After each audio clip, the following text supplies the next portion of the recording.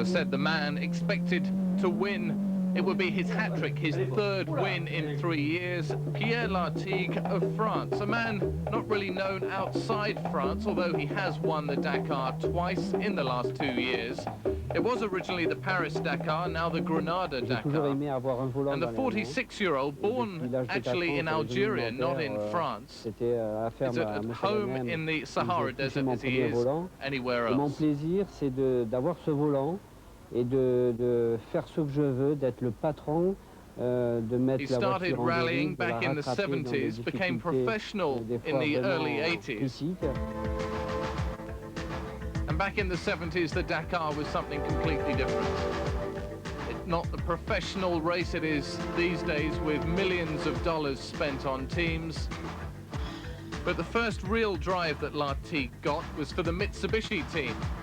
And it's Mitsubishi and Citroën for who Lartigue now drives, who have been at it. They have a duopoly in the Grenada Dakar, and it's with Citroën that Lartigue has won both in 95 and in 94, and hoping to repeat that again in 96. His co-driver, Michel Perrin. Lartigue's first car was a Renault 12 Gordini, very basic car, and in fact made by Citroën's great rivals, Renault. He had a quick go at conventional rallying, but prefers the long distance and the open spaces of desert racing. Behind him, the huge French Citroën company, run by Guy Fréclin. The team have virtually wiped the board since entering long-distance rally raiding. And Lartigue is now their star, even threatens to surpass Ari Vatanen, his co-driver, his co-pilot in the Citroën team. Unassuming-looking guy, very quiet, very unassuming, but loves to go rallying.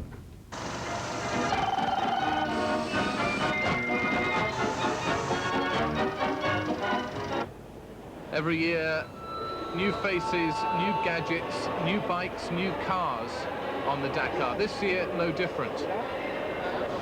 Yamaha have some very high-tech satellite equipment used to navigate their bikes through the desert. Stefan Peter Hansel, their top driver. Le moteur de la 850 RX, des nouvelles suspensions, et puis je crois une puissance qui nous permettra more times than any other rider on the Dakar. Nécessaire pour affronter les motos plus légères, et je l'espère dans la fiabilité habituelle de Yamaha. Heinz Kinnegartner, the man who every other rider fears, the Austrian, on his KTM, which is not as strong as some of the Yamaha or Kajiva bikes, but he proved everybody wrong by winning last year. Auch noch ein bisschen am Schwerpunkt gearbeitet. Das heißt, dargestellt ist eigentlich Kinnegartner really the wolf in sheep's clothing. Again, like a lot of the competitors, very quiet, very unassuming. Yet when he gets on his bike, he goes like a bat out of hell. He loves the desert. He competes not just in the Dakar, but other long-distance cross-country rallies like the Atlas and Faroes events as well.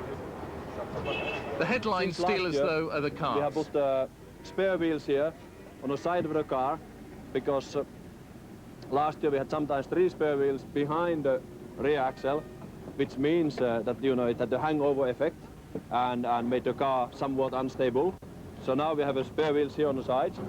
And then, apart from that, we have a new reservoir, new fuel tank, which is made of Ari Vatanen, 4 times winner of the Dakar, explaining some of the modifications to the Citroën ZX Rally Raid. They've narrowed the cockpit, widened the car so they can put in extra tyre space. New FISA regulation, we have Ulrich Bremer, the head of the Mitsubishi team. So we have less horsepower. To compensate a little bit, we make it a little bit lighter, the car, only 50 kilos lighter. We made a lot of tests to make the car more reliable. We did some modifications concerning aerodynamic, because if you have less horsepower, we have to win somewhere. And what is very important is serviceability. So when it took us about 1 hour to change the drive shaft last year, it takes us only 8 minutes now. So these are the main points. For sure, in details, are many, many points we modified. If anyone can beat the Citroens and the Mitsubishis, it's Jean-Louis Schlesser, with former winner of Le Mans, 1.5 bar maximum Grand Prix boost, driver as and well, of in course his with the two-car restrictor buggy team. 34 millimeter. So I think this will be enough to beat maybe Citroën. Don't dream too much.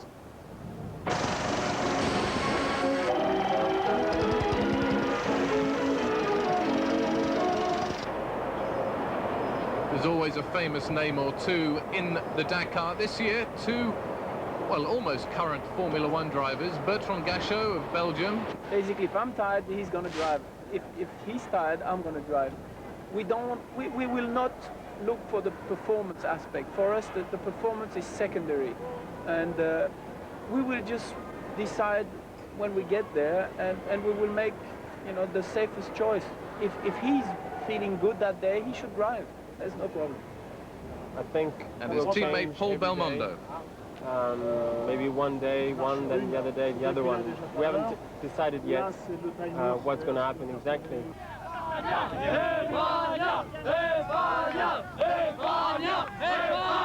There's a reason why the Dakar moved to Spain for its starting point. The Spanish are passionate about the sport, and Granada taking over from Paris as the starting point for the event. The reason really to shorten the time between the start and the crossing of the Mediterranean to where the real action starts in Africa. The traditional prologue this year took the form of a speed test, an acceleration test on the streets of Granada. The bikes, as usual, went first.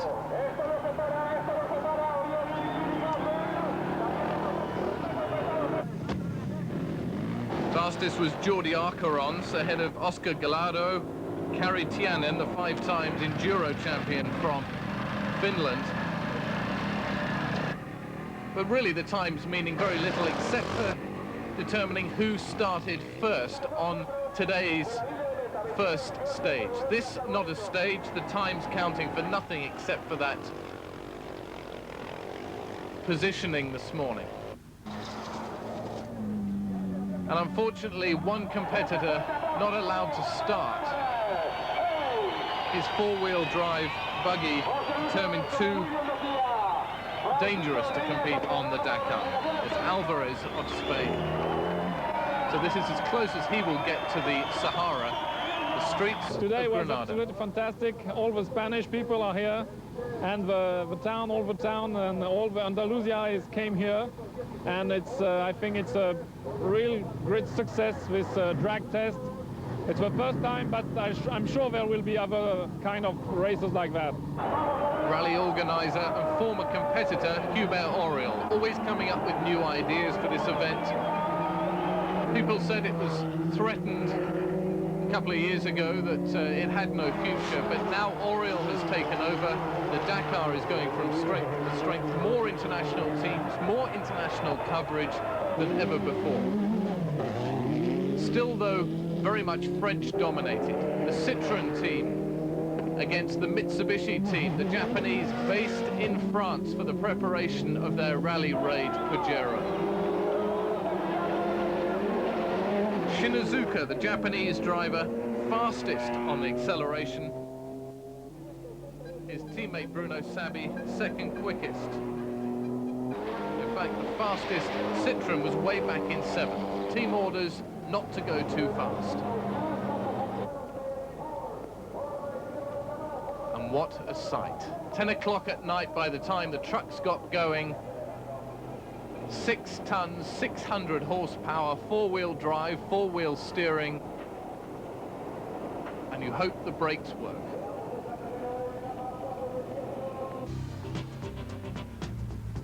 Even over 300 meters, with a few bumps thrown in for measure, a little bit of excitement in Granada as the cars get sideways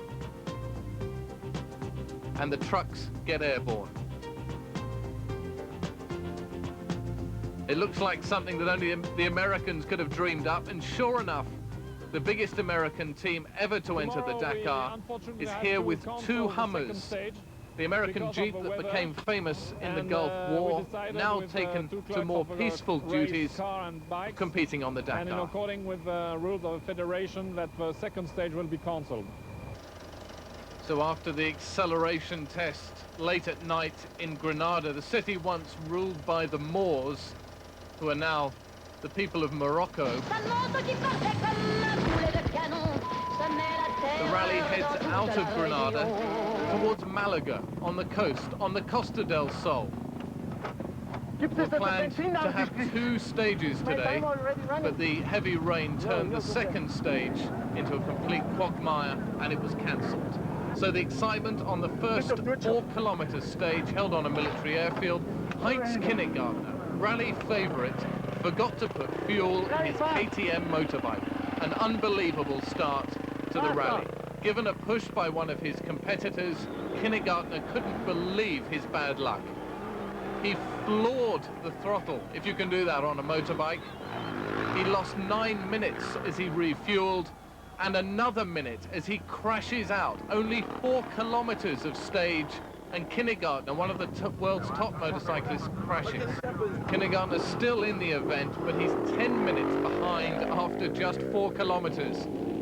There are 7,556 to go.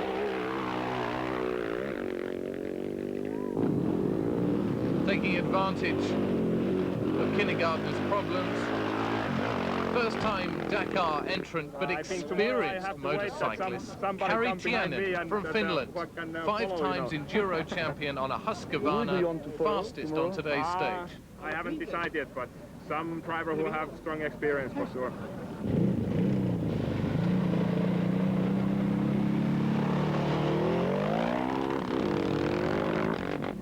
Second quickest was Davide Trolli from Italy. And it's the Italians and the French and the Spaniards who still dominate the world of long-distance motorcycle racing. Johan Roma, third quickest. Rally winner Stefan Peter Hansel coming in 4th. Bear in mind that it's just a very, very short stage. Nothing to be won, but everything to be lost.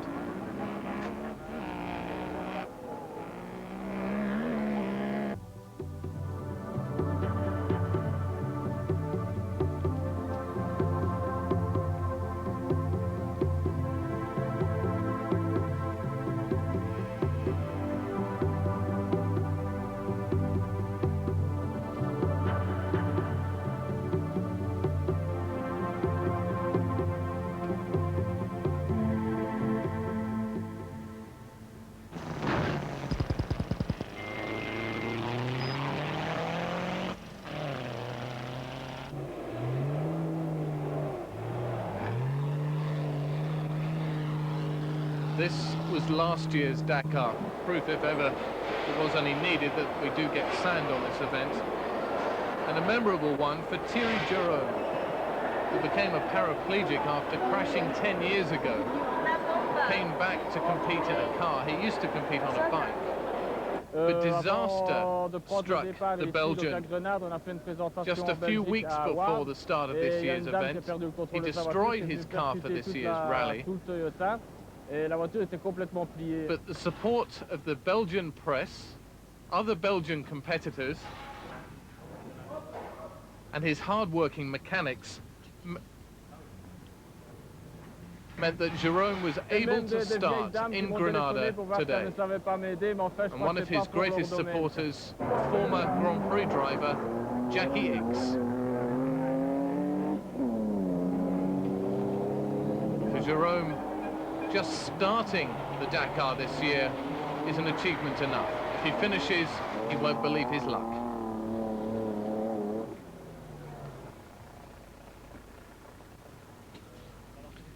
For some people, the Dakar is only a race for cars. They're not interested in the exploits of the bikers. They don't care that way at the back of the field there are truckers racing into the night. For them, the ultimate is on 4 wheels.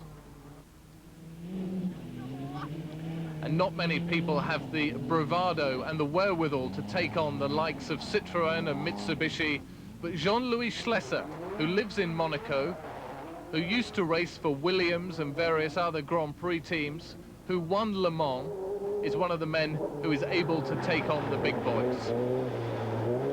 For Mitsubishi, they must win this year's Dakar. They haven't won for 3 years. Citroën have wiped the board.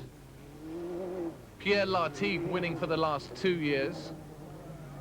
And before Citroën, the Peugeot team, the two were united by the same factory, swept the board. So really Mitsubishi must come back to keep them in the running. Otherwise it'll be a Citroën whitewash.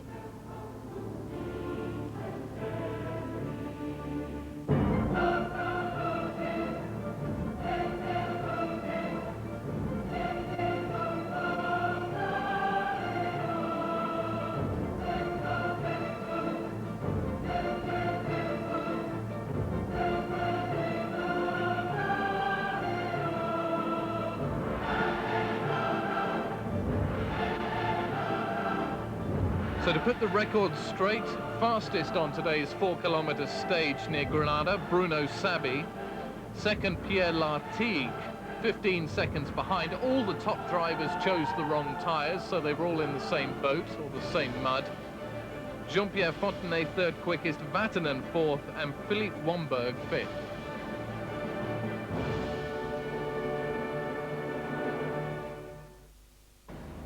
The rain in Spain falls mainly on the Costa del Sol, and that's where the competitors, 305 of them, started the rally. That many won't finish, that's for sure. That's where they boarded the ferry to cross over to Nador in Morocco, all night on the boat, and a little celebration before they board the ferry. Ari Vatanen, the Finn, dashed off for a last good meal in Spain before the fare from the desert. Couscous coming out of your ears, literally. Although the food has got a lot better on the Dakar than it used to be, it's still good to go to a real restaurant in Europe and savor every last mouthful before you head into the world's biggest desert. Today's stage, as the caption shows, 140 kilometers through the mountains on the edge of the Mediterranean, the first stage in Africa.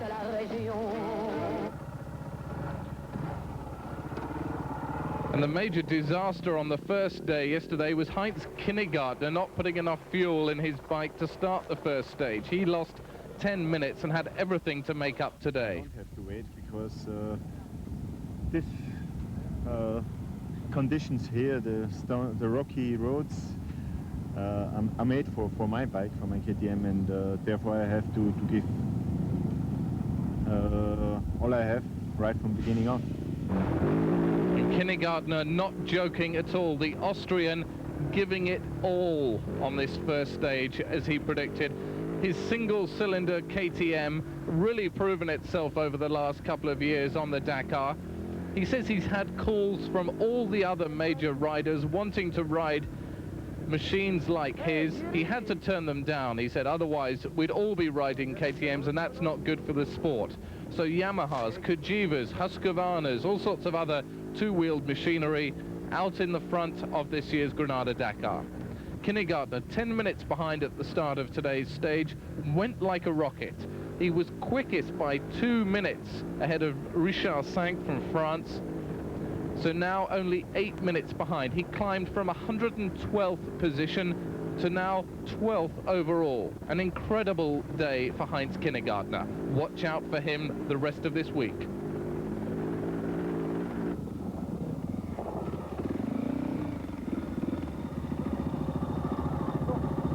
I was catching up a lot of time, but I had some rear brake problems, especially the long downhills up from the mountains. It was quite difficult, but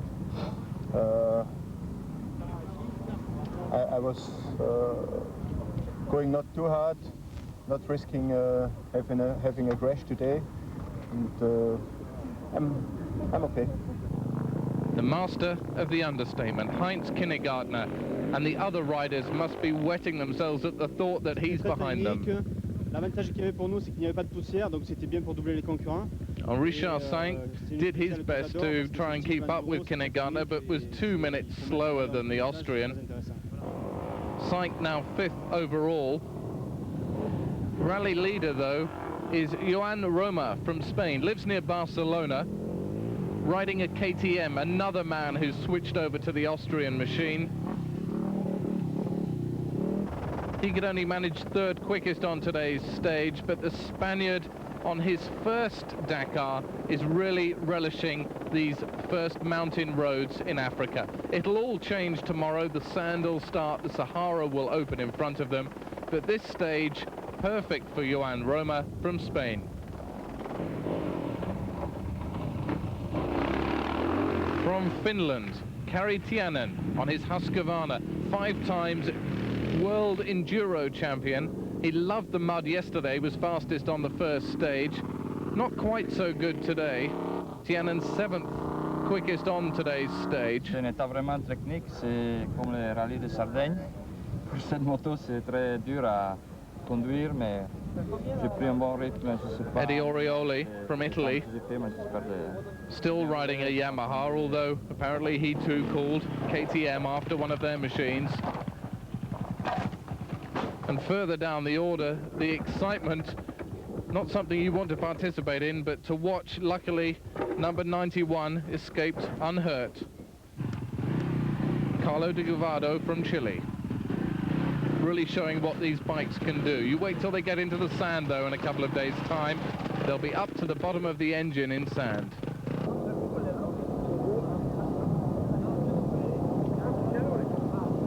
The end of today's 140-kilometer stage, a warm-up for what happens later in the rally.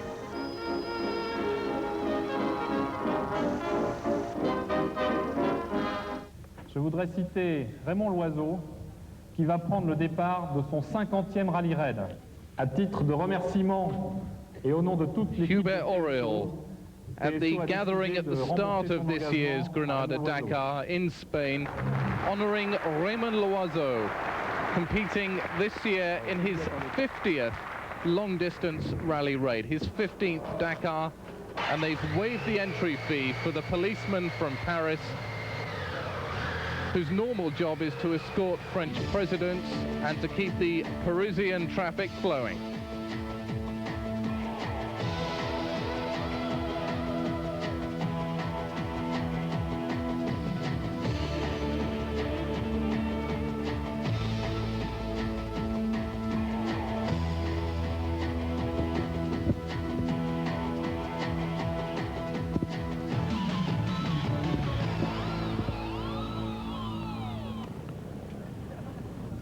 Loiseau's been passionate about motorbikes since he was 14, and he's been competing in these long-distance rally raids since 1981.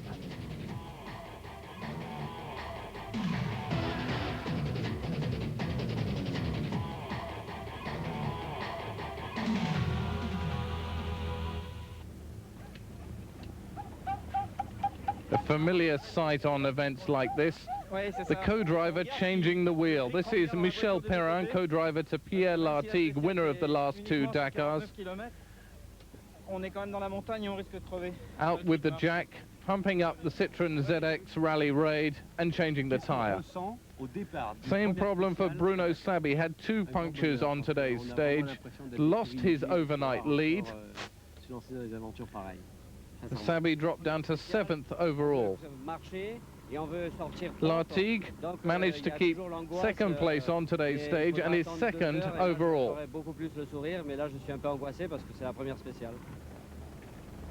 So if Lartigue and Sabi had problems with punctures, one man who escaped any kind of problem like that, Ari Vatanen, 4 times winner of the Dakar, originally when it started in Paris, now starting from Granada. He hasn't won for 5 years now, and the Finn is really looking for a comeback.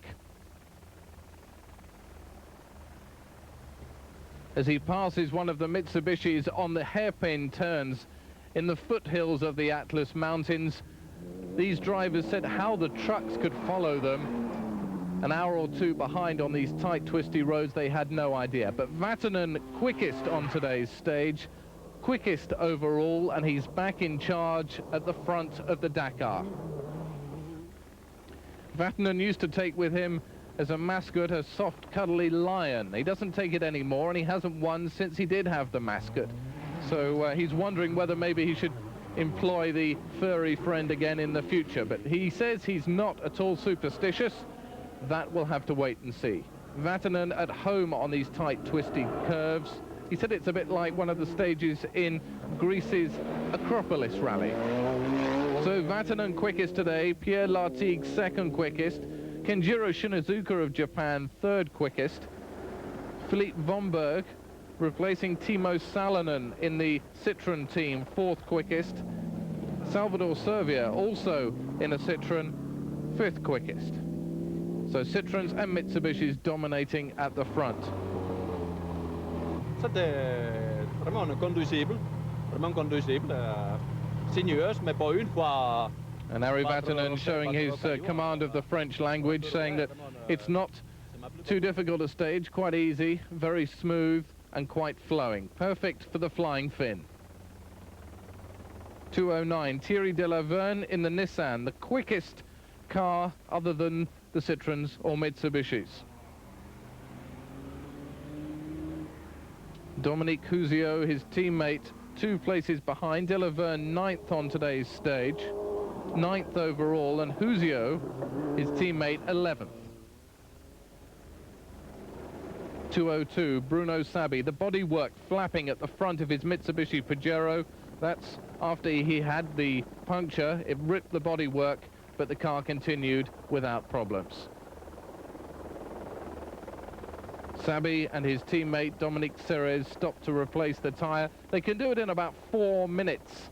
That's pretty quick. You try changing a tyre on the side of the road in less than 5. And Sabi explaining he really lost time today, not actually changing the wheel, but getting the jack to work.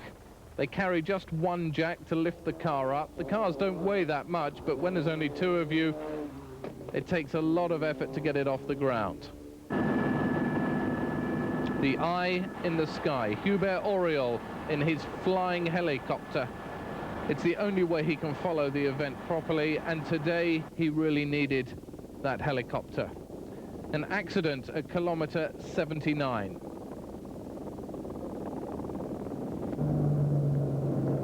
The race was stopped after the accident. Alphonse Sergny from Germany was badly injured and is in hospital tonight. Just to recap, because the story is important and we only had just a few snapshots there from the accident. Alphonse Sergny from Germany, competing with Gus Uman in car 270, crashed off at kilometer 79. The rally was stopped after that, everybody else given the same time as the previous competitor. Sergny is in hospital, as I say, tonight. He'll be repatriated to Europe. He has head injuries. He's the chief editor of Off-Road magazine from Germany and organizes the IOR off-road show there. He's 57 years old. And the other story from today, and we don't have pictures yet because the rally still goes on as we broadcast tonight. Paul Belmondo, the Formula One driver, lost on the stage.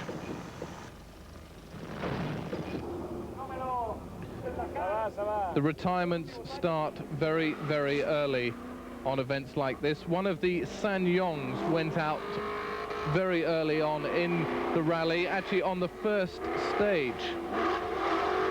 Maurizio Traglio and Maurizio Dominella driving the Sanyong, already out of the event. And last night, like everywhere else in the world, it was New Year's Eve.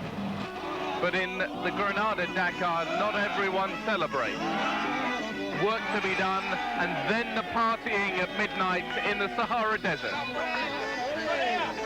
The champagne flowed, in moderation of course. Hubert Auriol, rally organizer, celebrates the 1st of January, the beginning of 1996. And in the background, the mechanics still work through the night, repairing the bikes, repairing the cars. A mixture of work and celebration as the new year begins.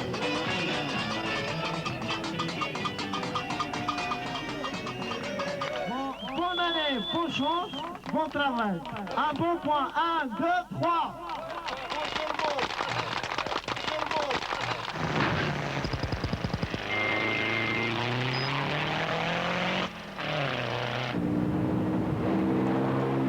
Not a good start to the new year for number 228. The Spaniard. You waiting for someone? Yes, for Jordi Torra. He had all sorts of problems with his car today. 4 kilometers ago, one of piece of our front suspension. Then we tried to repair with our only tools, and we cannot do it. We only can do more 4 kilometers, and now we just decide to take all the pieces out and wait for track assistance. So eventually Torra's assistance truck turns up,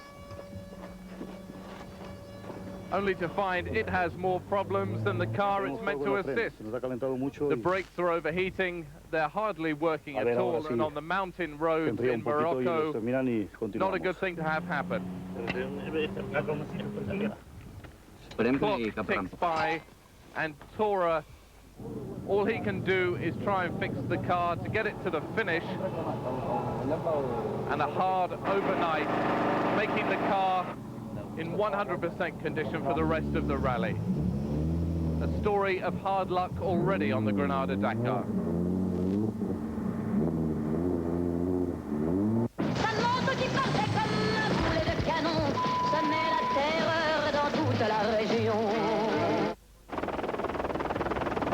The story in the bike class today is one of attrition. Fabrizio Mioni, the top Italian rider, who's finished 3rd and 4th in the Dakar, crashed out on his KTM. He had extra strong front forks fitted to the bike, and those were the only parts of the machine that didn't seem to break. He hit a big hole about 5 feet deep, 1.5 meters deep. Over he went, and the Italian is out of the rally.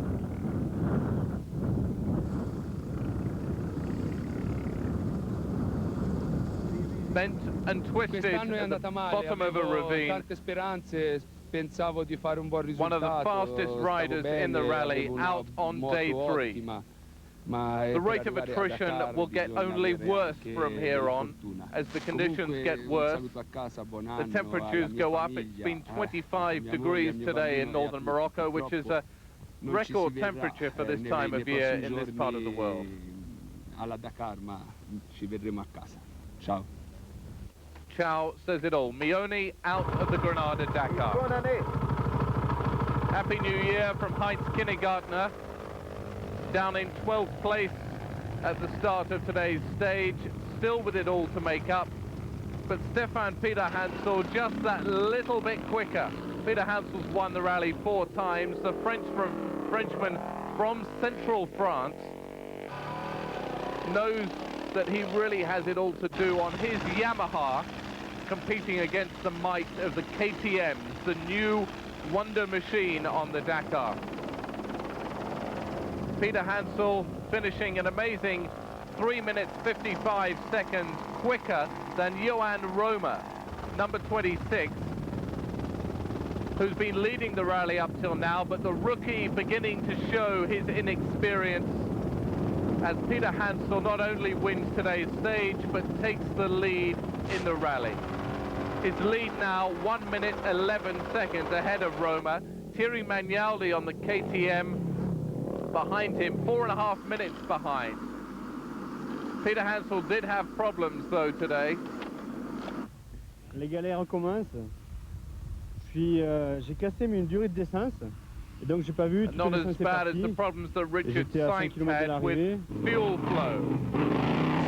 number one, Stefan Peter Hansel, winning today's 328-kilometer stage from Uja down to Urashida.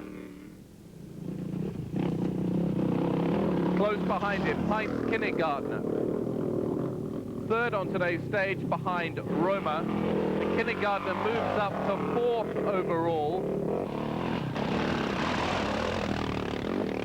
He's 7 minutes, 19 seconds behind Peter Hansel.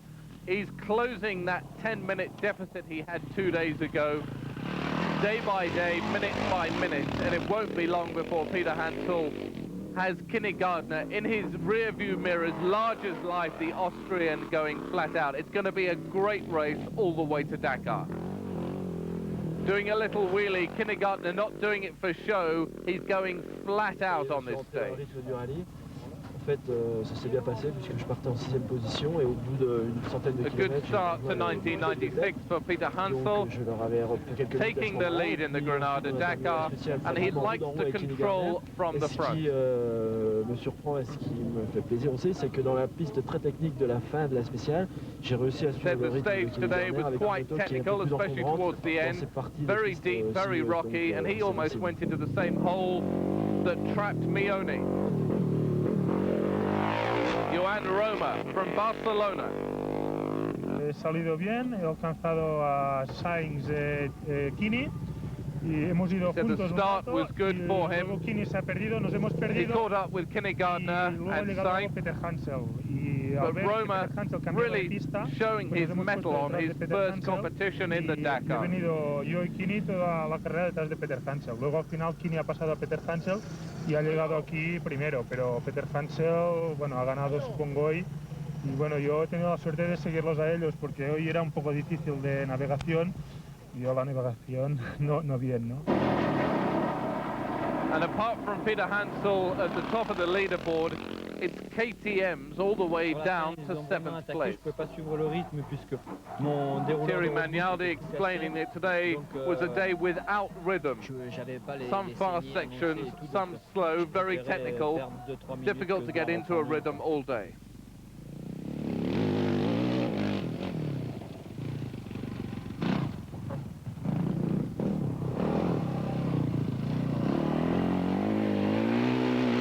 From Spain on the KTM.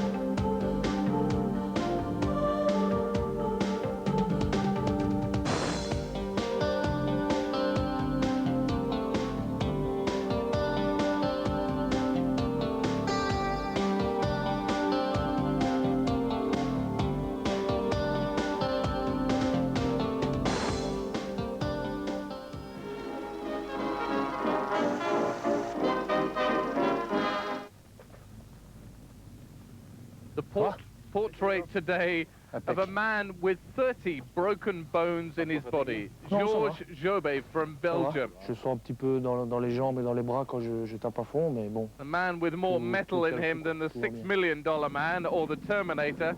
The 34-year-old from Belgium, 5 times world motocross champion, competing in the Dakar on a KTM 600. Je me suis cassé, bien sûr, tous les os du corps. En commençant par la tête, je me suis cassé le nez au Grand Prix du Luxembourg. Georges Jobé explains that he's broken everything from his legs to his nose. Je bouge encore un peu, donc il faudra peut-être mettre un peu de He's probably been in hospital more often than he's been out. He started racing back in the 70s with his brother, who was already a racer by then. Coincé une vertèbre à Beaucaire.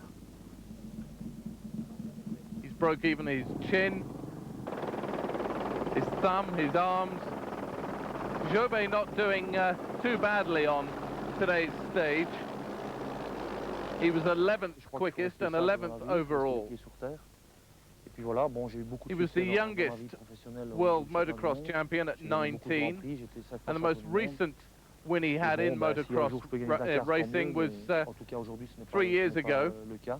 when he was Donc, j'essaie de me 31, régaler and quand that's je the peux, longest gap prendre du between the plaisir sur ce first and rallye. last Je crois que title si ça held va by a continuer motocross comme rider. ça s'est passé ces 2 derniers jours. Competed in the Je suis Paris très ravi. Peking rally last year. Although he's been bouncing up and down on his KTM all day, he does some quick workout at the end of the day.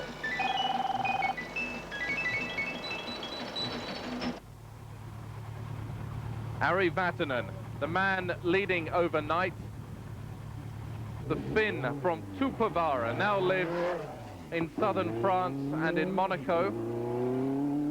4 times winner of this rally, up against his teammate in Citroëns, Pierre Lartigue, twice winner of the rally, but he's won the last 2 events.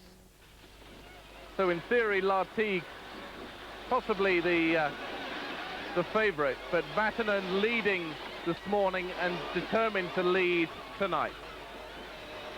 Today's stage 1 of deep holes, and Bruno Sabi taking it easy in his Mitsubishi Pajero. In-car commentary from Bruno Sabi and Dominique Serret. 50 mètres à gauche, là, en descente. Et 150 mètres, attention, t'as un gros piège, 3 dangers. Faut bien tenir à droite. Sabi already lost some of the bodywork on the side of his Mitsubishi Pajero. Heading for 3rd quickest place today. He's 4th overall, 17 minutes behind the leader. At 17 minutes and 17 seconds. Already quite a lead building up and quite a deficit for those further down. The Mitsubishis unable to hold on to the Citroëns at the moment, who fill the top 3 places. Ari Vatanen, quickest on today's stage, extending his lead in the rally to 5 minutes and 30 seconds. Pierre Lartigue doing a little pirouette. Michel Perrin, his co-driver, showing him the way to go. A lot of these top rally drivers say they barely look at the road, they just listen to the words of their co-driver. They have a route book on their lap. It tells them which way to go, which way not to go. And in the case of Kenjiro Shinazuka, definitely which way not to go. The Japanese driver, navigated by Henri Mine from Belgium, crashed heavily in a deep hole, ripped the front left wheel off his Mitsubishi Pajero, and he's not into camp tonight, and we don't expect to see him. It looks as if Kenjiro Shinazuka is out of the 1996 Granada Dakar Rally. Passing the stricken bike of Mione. Number 203, Ari Vatanen, rally leader and stage winner.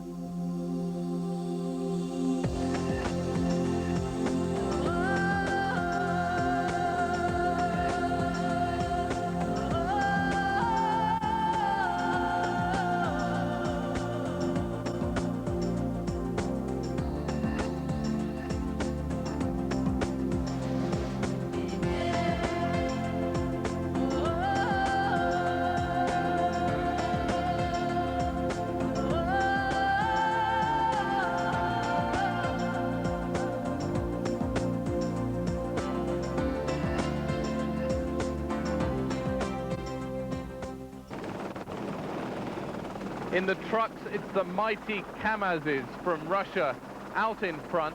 4-wheel drive, 4-wheel steering, 600 horsepower. And there's no stopping them.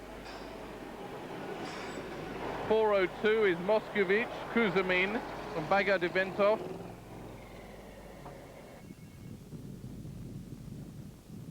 They seem to even have some time for a little relief on their way. Possibly drank too much the night before. Shinazuka's problem's so severe, even the trucks catch up. That's one of the Czech Tatras giving them a hoot as they pass. one of the support trucks for the Sanyong team. Truck 428, Passione and Cattiono from Italy. Sanyong, a Korean manufacturer, but entered from Italy.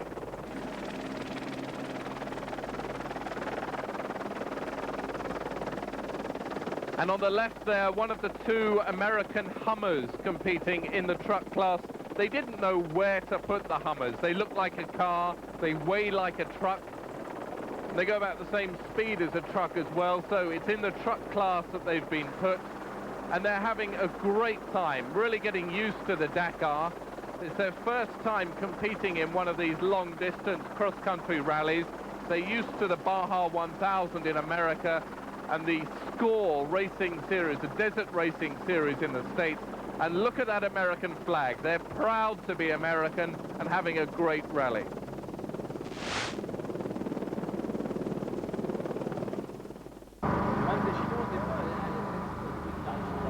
As you can see, overnight the cars are stripped down and virtually rebuilt. This is the Mitsubishi repair camp, or mechanics home overnight. They sleep during the day and work at night whilst the drivers do the reverse. Well, the stage of the day, 540 kilometers from Rashidia to Hum El Hassan. Again, very close to the Algerian border.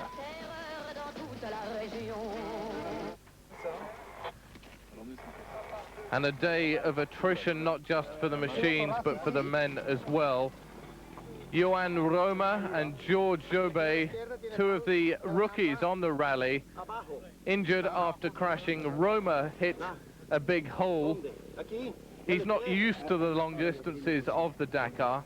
Anyway, he hit the hole very hard and crashed. The Lucky Strike team rider has a suspected broken leg. He hit his head as well and was unconscious for a while, but he seems to be okay. In a lot of pain, obviously, will be repatriated to Europe tonight.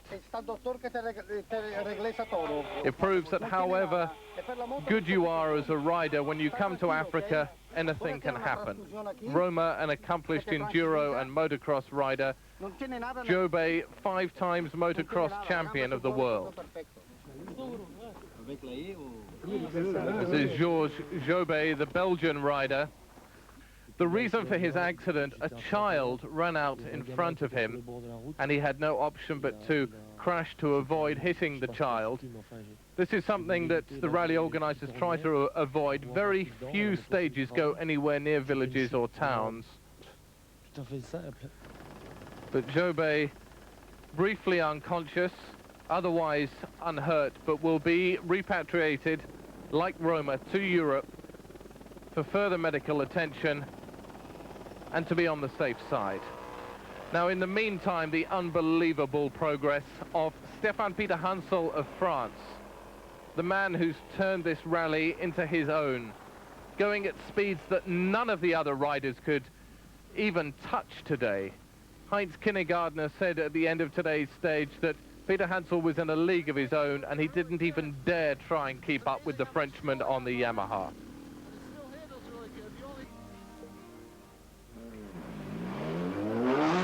The Mitsubishis of Sabi, of Fontenay, of Shinazuka way back down the line, and Masuoka know that they've still got everything to do. It's going to be very difficult. We're going to share the drive today, probably going to switch places at mid-distance. René is starting, and I'm a bit scared about navigation, but the tempo and the rhythm is coming in. So we're hoping to do well. We've lost quite a few places yesterday because I overdrove and had a puncture, but we're going to try to avoid that.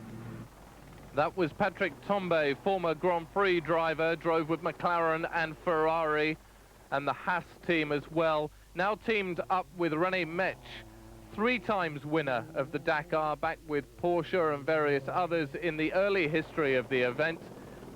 On paper, one of the strongest teams, but they're in a lower-powered Mitsubishi. They have no chance, really, of winning, but they'll be up there in the top 10 at the end, that's for sure. They're 12th overall at the moment.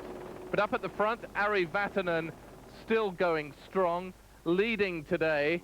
Not winning today's stage, though, but still leading after today's stage. It was his teammate, Philippe Vonberg, number 207, new to the Citroën team, who won today's stage. He's taken over from the Finn Timo Salonen in the top French equipe, and he set fastest time on today's stage, winning by 1 minute and 40 seconds from Pierre Lartigue, and Vatanen coming in third. So a 1-2-3 for Citroën. What are the Mitsubishis to do?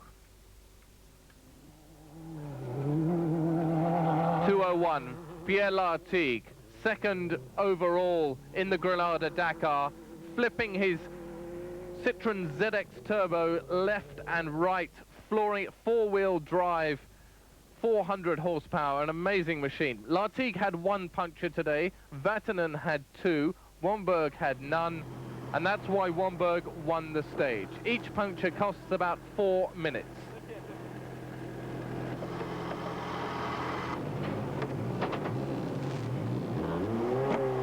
Don't forget to put your seatbelt on. That's 2:03, that's Vatanen and his co-driver Gilles Picard. And the back of the ZX takes off over every bump. They used to have a big problem with the ZX Turbo. It used to leap quite dangerously and did actually cause a few serious accidents. They've sorted out the handling of the car. It's far better now. So when we have 2 punctures, one after another, immediately I thought, oh dear, here we go again. Now it's Paris-Dakar starting. But then Pierre had at least 1 puncture also, maybe 2. So that's how it goes. You can't help it. Well, it's lucky that Ari Vatanen's not a navigator, because we haven't been anywhere near Paris. It started in Granada in Spain. We're now in Morocco, and I hope his co-driver Gilles Picard knows where he's going. 2:06, Jean-Pierre Fontenay, the Frenchman in the Mitsubishi Pajero, going well today. In fact, he's taken 4th place from Bruno Sabi, his teammate, by just 14 seconds. Now, Sabi's team leader, and if it comes to it, he'll be told that he can go ahead. Hiroshi Matsuoka, the Japanese driver in the Mitsubishi team. He won the T2 class. That's the one I was talking about just now that Patrick Tombe is competing in. He won that in 1994 and back in 1990. One of Japan's top rally stars, and now that Shinazuka is way down the line, having to take over the mantle of top Japanese driver in the Mitsubishi team and in the rally at the moment. The overall positions then, after today's stage, Vatanen from Lartigue, Philippe Womberg in 3rd, and Jean-Pierre Fontenay in 4th. Bruno Sabi drops back to 5th, and Matsuoka is 6th.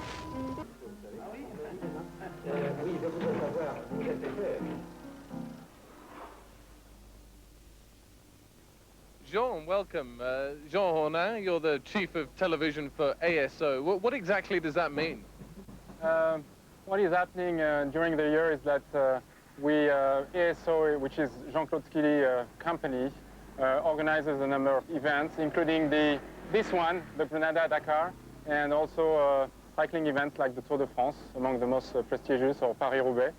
And basically what we do is distribute the pictures, produce and distribute the pictures of the Granada Dakar or the Tour de France internationally in the maximum number of countries. Roughly how many countries this year are taking the program? In terms of television stations, we will have this year 45 television stations covering 120 countries. Most countries in the world cover this event, including all European countries, but also very more exotic countries for us, like United States with ESPN, or Japan with NHK, or even China with CCTV, or India. So we try to cover the entire world. When you have so many TV companies interested in what's happening, and the logistics of trying to get a program out from the middle of the desert, how do you do it? I don't know. It's really a headache, because we have 120 people just for production in 2 Hercules, big cargo planes. We have 3 helicopters, 4 cars, a total of 14 cameras, 10 editing bays, satellite dishes, and it's a very complex organization, but so far so good. The international program that you send out every night goes out normally whilst the rally is still going on. You know, how on earth do you get all the program together during the rally? That's the particularity of this event, is that there is no time for the race, but we have our time, and television has to start very precisely. So we try to get the pictures, the tape, in time for the programs, whatever happens on the race, and then to make the programs, and we try to react to all the events that can happen as quickly as we can.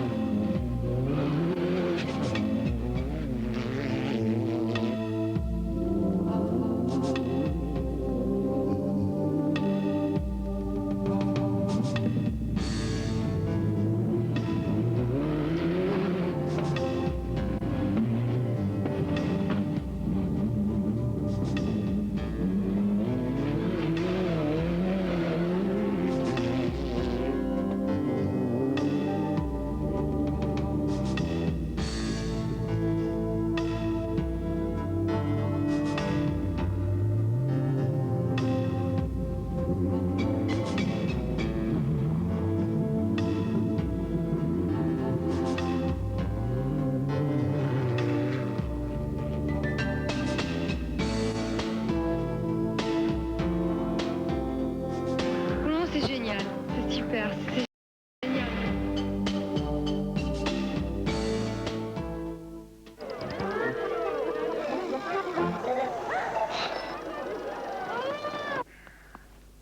Salud, ¿qué tal? Soy Johnny Well, Arcaron. Arcarons may never have won the Dakar, but he can show you how to do a wheelie or Hay two. que tener muchas ganas, primero de todo. The Catalonian rider Dime la primera vitesse.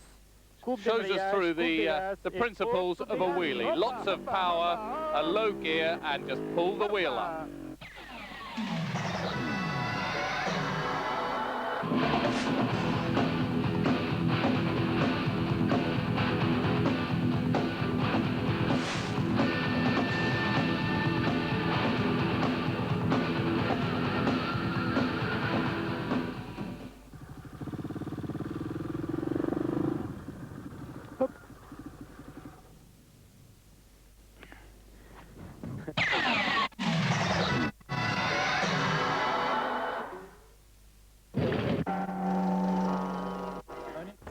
Tragedy hit the Dakar today as one of the Citroën support trucks, number 413, crashed during today's stage. D'après les déclarations des deux coéquipiers, Hubert ça ressemble à un rally éclatement organizer, avant, parce que le camion s'est couché sur l'avant gauche.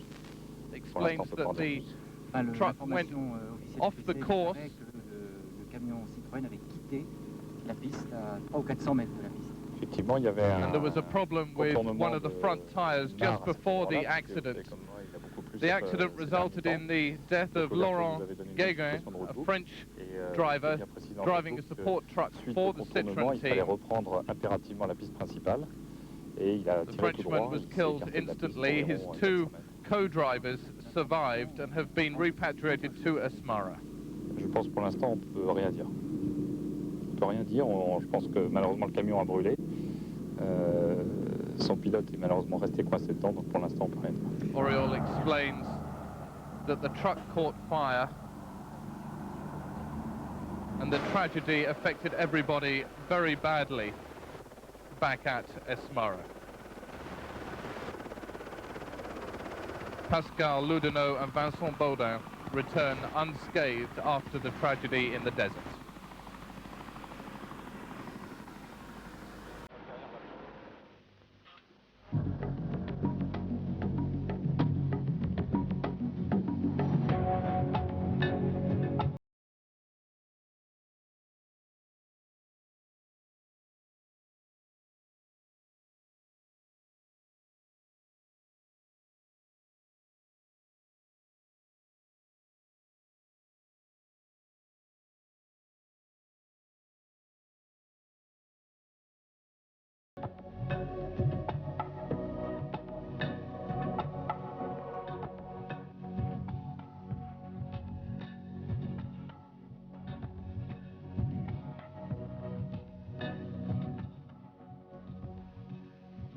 train de rouler, change en 20.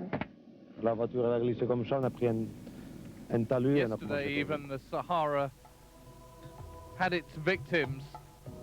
The mixture of bumpy track and fast desert stage sent lots of people tumbling, mostly motorcyclists. Some cars crashed out as well, and gradually the rate of attrition is dwindling the numbers. 305 starters there were in Granada at the weekend, and now we're down to just over 250 in total. The dunes beginning, the Sahara beginning, and the next week will be deep in the deepest sands of Mauritania.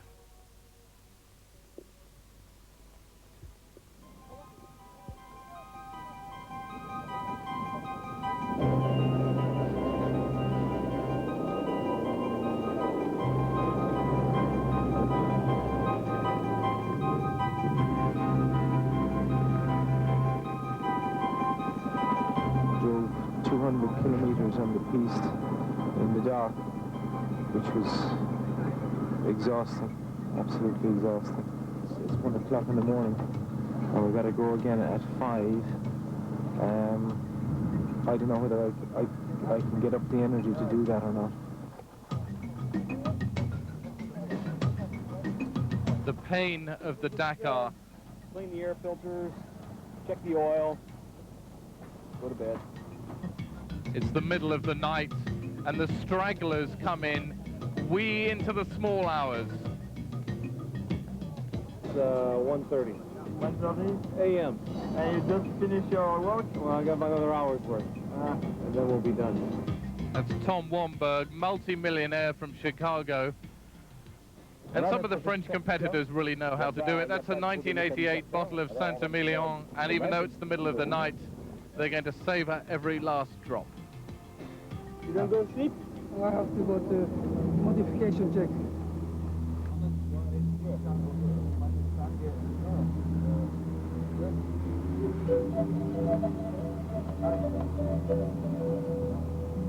cannot do that now. I'm too tired. I could find someone to do it for me, but because everyone is asleep. It's 1/3 of the first Irish team to do the Dakar. He just couldn't go any further and retired before the rally started this morning.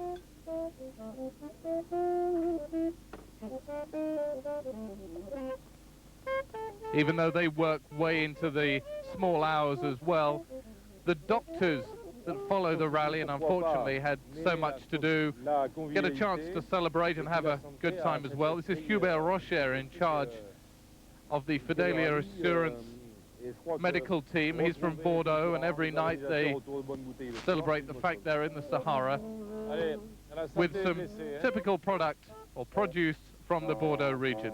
And one of the doctors is a sax player as well, as you can hear. Quite a genial atmosphere in the medical tent until the arrival of the next ambulance. Yesterday they had 7 casualties in the medical tent, 6 bike riders and 1 car driver. Today's stage, 494 kilometers from Foum El Hassan to Ismara, the last full special stage in Morocco.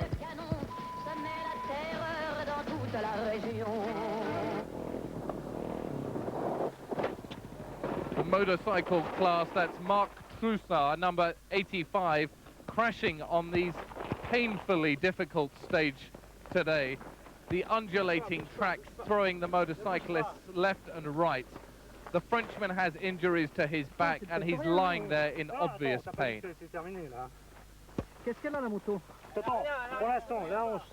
He's lucky that standing right next to the course is a team of doctors. There are dozens of doctors on the rally, and more often than not, they're in the right place when needed.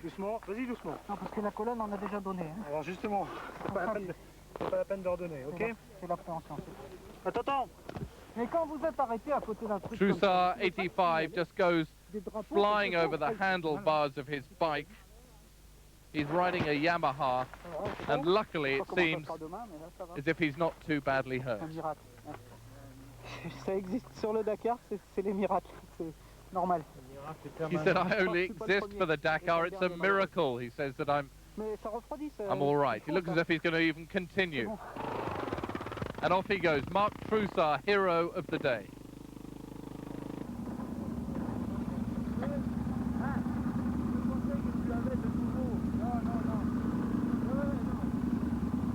That's one of the road books that the bikes have on the handlebars. It shows them in diagrammatical form whether to go left, right, whether it's a dangerous corner, not such a dangerous corner. It's their map across the Sahara where the roads are unmarked. Stefan Peter Hansel, his helmet glinting in the bright sun of the Sahara day. It's 25, 26 degrees midday in Morocco at the moment. Coolish nights, and it's warming up every moment. We're now with Thierry Magnaldi on his KTM. He's defected from the Yamaha team, and he gives us a running commentary on his bike as he crosses the southern part of Morocco. He said, this morning I lost some of the road book. It's made the going pretty hard.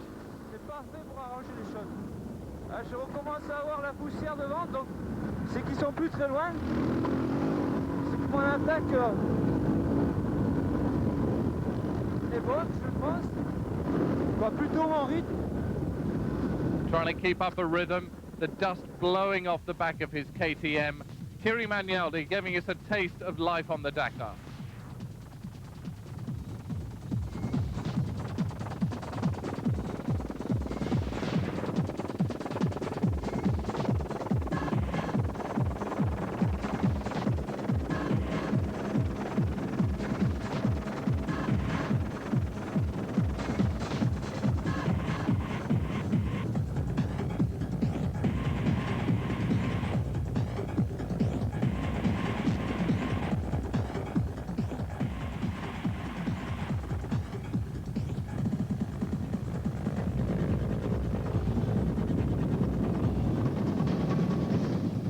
So Peter Hansel winning today's stage, leading overall from Heinz Kinnegartner, who just can't touch him at the moment. Thierry Magnaldi in third as they hit a bit of water, unbelievable in the middle of the desert. But there have been heavy rains here in this particular part recently. As Daniel Azano getting stuck in the mud. That's the last thing he expected. We saw plenty of that in Granada. Anyway, back to the leaderboard. Peter Hansel leading overall now by 19 minutes and 20 seconds from Kinnegartner. Kinnegartner says Peter Hansel is in another race, in a race of his own. Magnaldi third, Eddie Orioli of Italy fourth, and Jordi Arcarons of Spain fifth.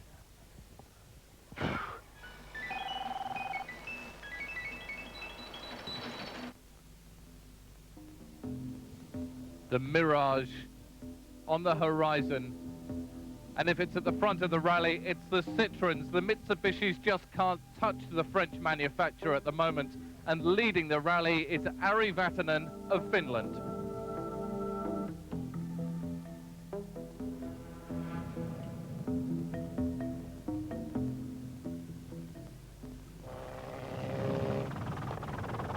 .206, Jean-Pierre Fontenay, the lone Mitsubishi out there today, the only one able to keep up with the Citroëns.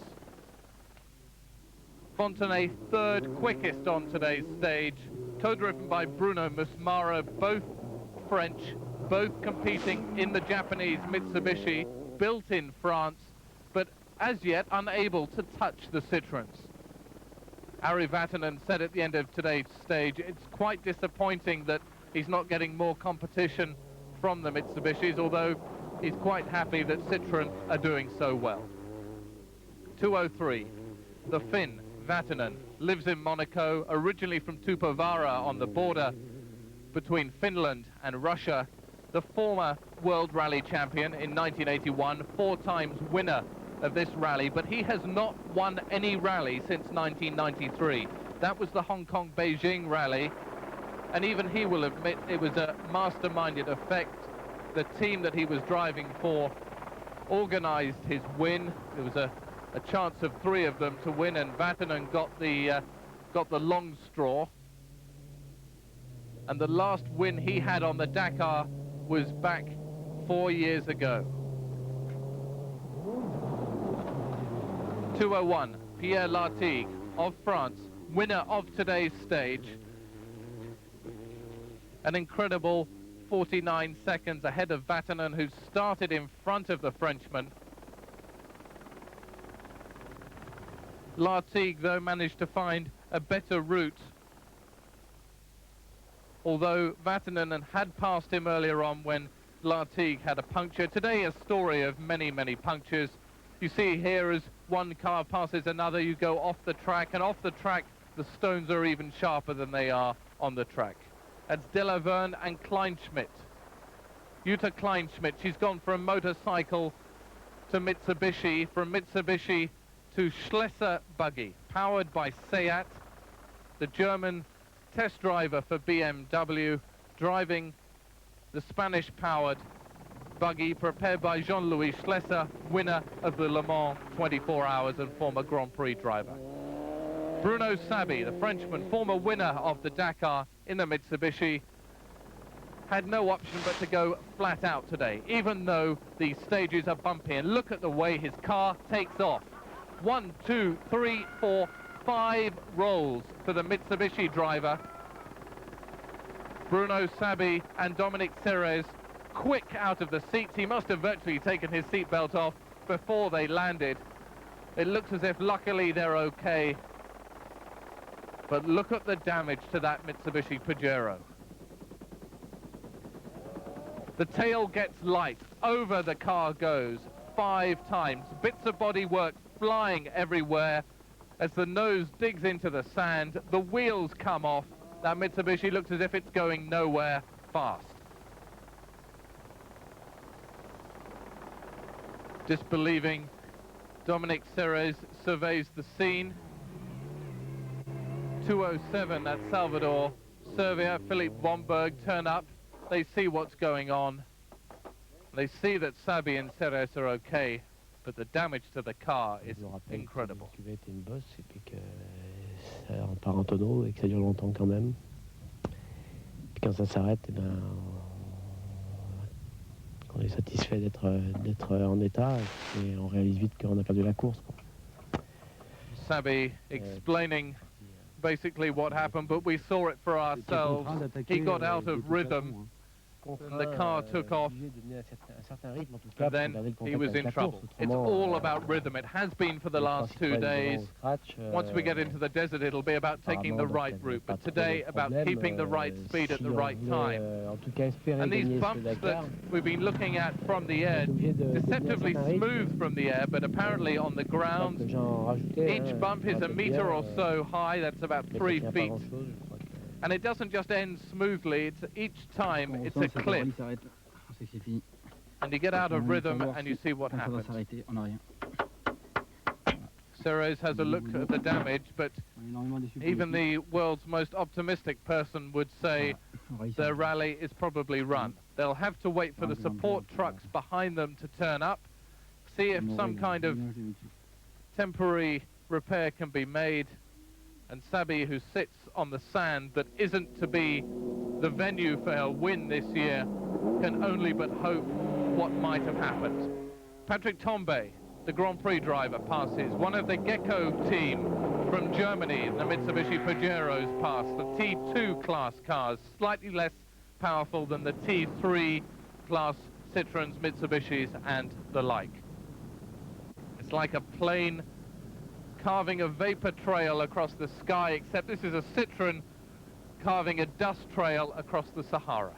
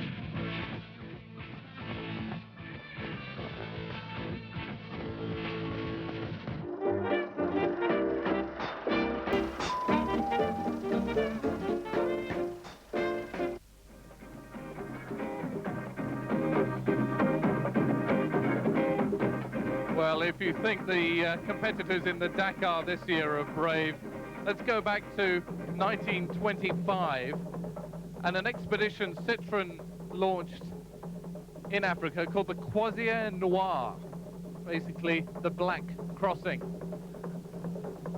And it was a 2-year event crossing Africa in Citroën half-tracks, going across the Sahara not far from where we are now, down into Mali, then across into Chad and the Central African Republic. Over a dozen of these half-tracks made the journey, led by André Citroën, the French founder of the car company, which now leads this year's Dakar. It wasn't just an expedition run by colonial Europeans, it was actually a scientific and art expedition as well. They did lots of paintings of what they discovered in Africa, like the Sarkangi tribe, where there are 24-centimeter plates in their lips, and the pygmies of equatorial Africa as well. The route took them down through Stanleyville into Uganda, and the complete group stopped in Mombasa, and it split up there. Some of them went into Tanzania, some went down to Cape Town, and a third group went down to Mozambique. And these are the incredible 24-centimeter plates that tribe put in their lips. It's to ward off evil spirits, but the pain has got to be worse than the possibility of the spirits, I would have thought. Anyway, once they got to their final destinations on the coast, each group took a boat, rendezvoused in Madagascar, the island off the east coast of Africa, where they finished in Antananarivo, the capital. An incredible journey, an incredible expedition, and a foretaste of what we're doing this year, crossing the Sahara on the Granada Dakar.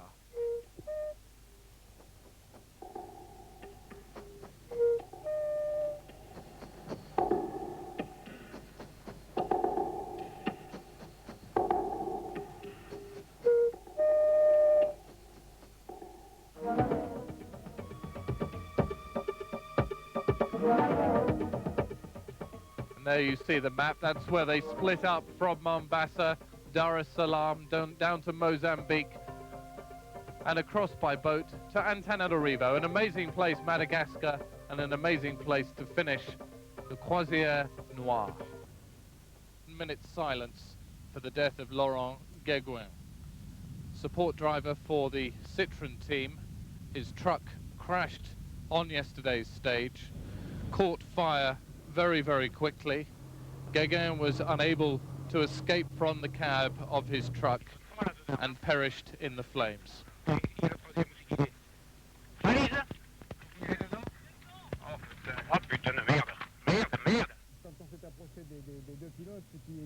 tragedy on the 18th Granada Dakar. It's not something that is unusual on the Dakar. We've had events like this before. And there's rumour in the camp at the moment that, in fact, Guéguin would have hit a mine yesterday. The area we were travelling through was the former disputed Western Sahara, disputed by the 3 neighbouring countries, Morocco, Algeria and Mauritania. And the competitors were warned to stay between stone markers all the way through former minefields. And you can see the circle there, and we're hearing the voice of one of the helicopter pilots following the rally, covering the event for us, carrying our TV cameras, and he's an experienced military pilot and he knows what a mine looks like.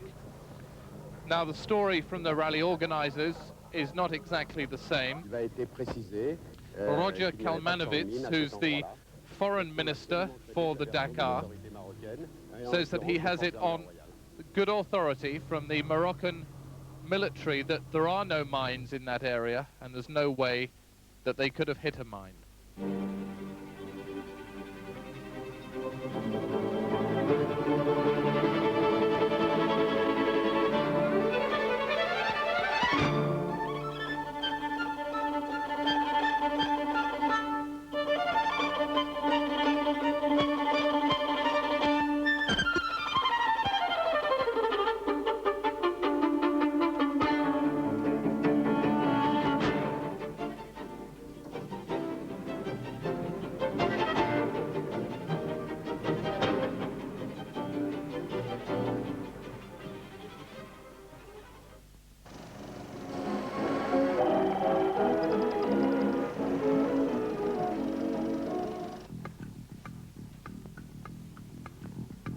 If you can believe that anybody can not only survive this accident as Bruno Sabi did yesterday, but within 12 hours be racing again in the toughest rally in the world.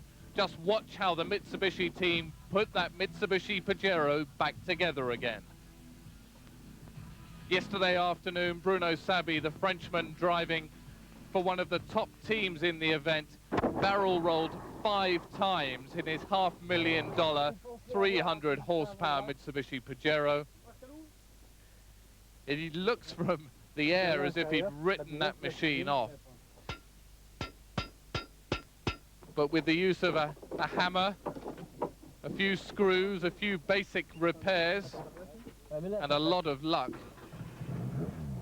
Sabi presses the start button and his now rather unusual looking Mitsubishi Pajero makes it into Asmara for an overnight repair job. Ulrich Bremer is the team manager, the multilingual team manager of Mitsubishi, and it was he who coordinated last night's mammoth repair job on Sabi's car. Sabi knows that he's way down the order, starting in 88th position this morning, but it's worth having as many cars as you've got still in the event, if only to support those who are further up the course. Sabi knows that he can't win the Dakar this year. He's just too far back and there are too many other drivers doing too well. But the least he can do now is support the likes of Hiroshi Masuoka and team leader now, Jean-Pierre Fontenay, who is up there with the Citroens.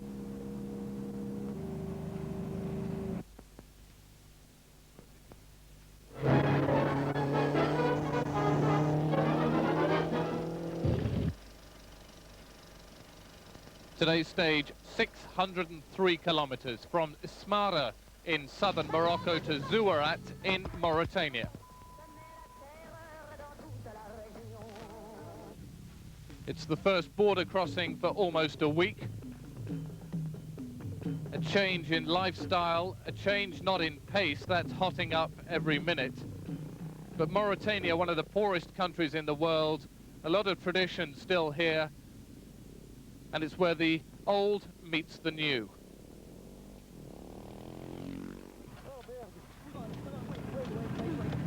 This is the start of today's 603 kilometer stage, the longest so far on the event. Peter Hansel leading this morning, the 4-time winner of this event, still untouchable on his Yamaha. The front wheel just lifting off over the bumps. Today, the fastest stage so far, averaging over 150 kilometers an hour. That's 100 miles an hour.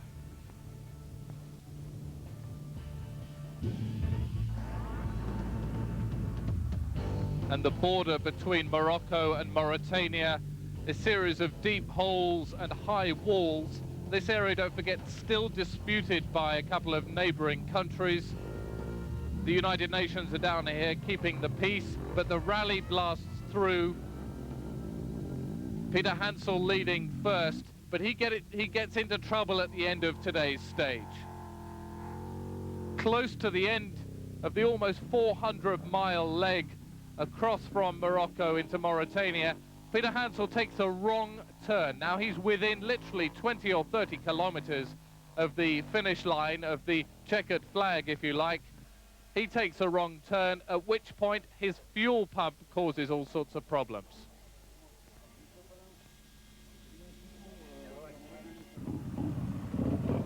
Eddie Orioli, the Italian, also on a Yamaha, comes in behind.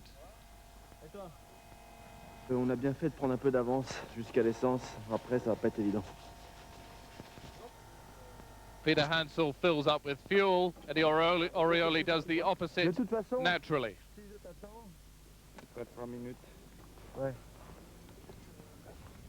Amazing that they have chance for a little chat in the middle of the desert, but they know that even if they keep going, the battle will still be a matter of minutes at the moment, not seconds. So a little more relaxed than it might be if it was a shorter stage or even a shorter rally. Peter Hansel at this point still okay, but it's just after this checkpoint that he hits trouble. trentina di chilometri, dopo tutto fuori pista. And Davide Trolli comes in to join them as well. In the Krymskvoya Kujiva team, the Italian on the Kujiva Elephant 9.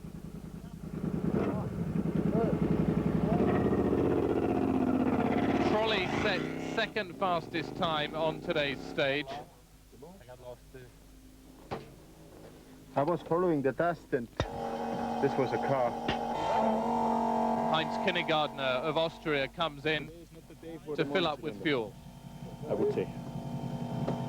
But if I remember, the last few days were also not too good. J'ai pas pu éviter, voilà. Jean-Claude Olivier, one of the veterans of the Dakar,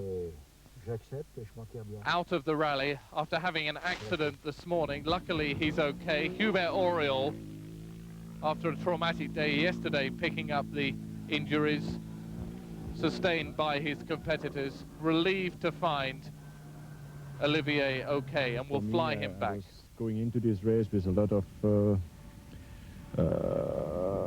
hopes for having a good result because of last year, of course, and I'm, of course, very disappointed now.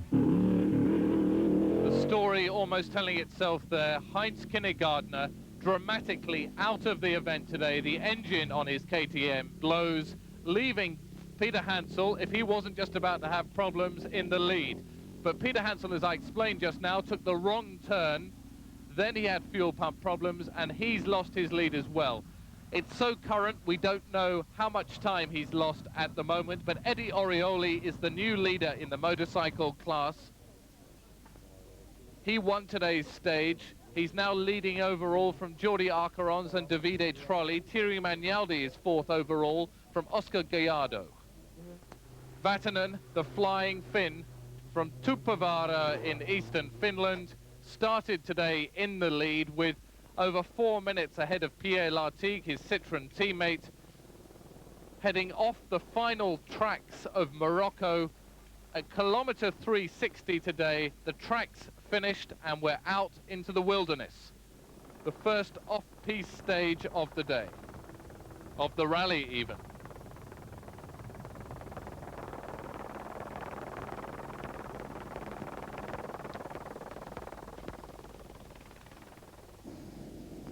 And the problem for Vatanen started just 100 or so kilometers from the end of the stage.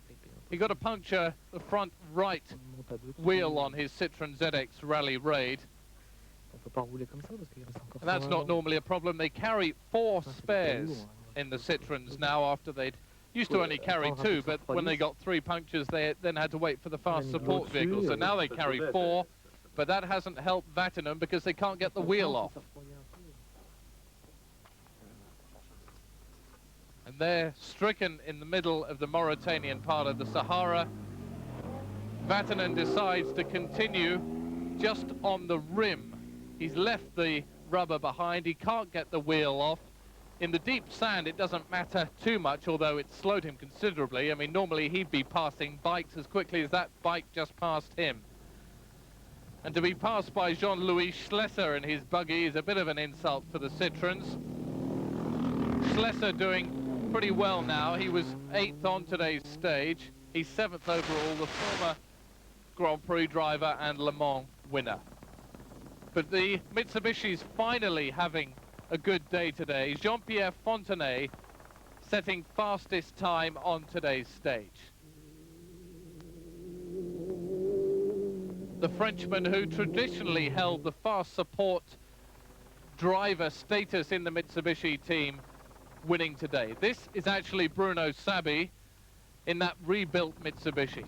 That's Jean-Pierre Fontenay, scything his way past the motorcycles. Sometimes they present a problem and don't get out of the way. On other occasions like today, when the piste is as wide as an airport runway, he can go whichever way he likes. Fontenay quickest by 2 minutes 13 seconds from Pierre Lartigue. Lartigue now takes the lead overall from Ari Vatanen. Vatanen getting only 11th fastest time today overall, and Vatanen dropping to 4th overall. He's now over an hour and 36 minutes behind Lartigue. Now, even that is a tall order for the blonde Finn to try and catch up. We still got 10 days to go on this rally, don't forget. Anything can still happen. We're riding here with Patrick Tambay and René Metz, two of the most experienced men on the Dakar. Tambay, the former Grand Prix driver. Metz, the 3 times winner of the Dakar. He raced in the incredible Porsche 959 back in the 80s. He won the Dakar twice in that car. Jutta Kleinschmidt, former motorcyclist, now Schlesser buggy team driver, stuck in the desert. What just happened, but we drove and then suddenly the power was gone and I stopped directly, but there was no high temperature on the water, on the oil, so we stopped directly. Then we had a lot of smoke out of the exhaust. So maybe we break the head of the engine, or we are not sure in the moment. The problem is we put already some water. If I want to start it again, I have no oil pressure. So maybe we wait for the assistance, I don't know. I hope we don't break the engine, huh? And it's finished. Jutta Kleinschmidt, the glamorous German, she doesn't mince her words, and when she knows it, she's in trouble, she says it. Again, don't forget, still 10 days to go. Even people who get into trouble today could be all right further down the line. Still, hours are important. And this is Prieto being towed by Javier Olave. Prieto competing in one of the T2 class Mitsubishis. Now, a helicopter on the ground is not good news. That's 238. That's Francisco Germanetti, one of the Italian veterans of this event. He looked as if he had an accident, but we can't tell whether he's okay or not. We can only hope.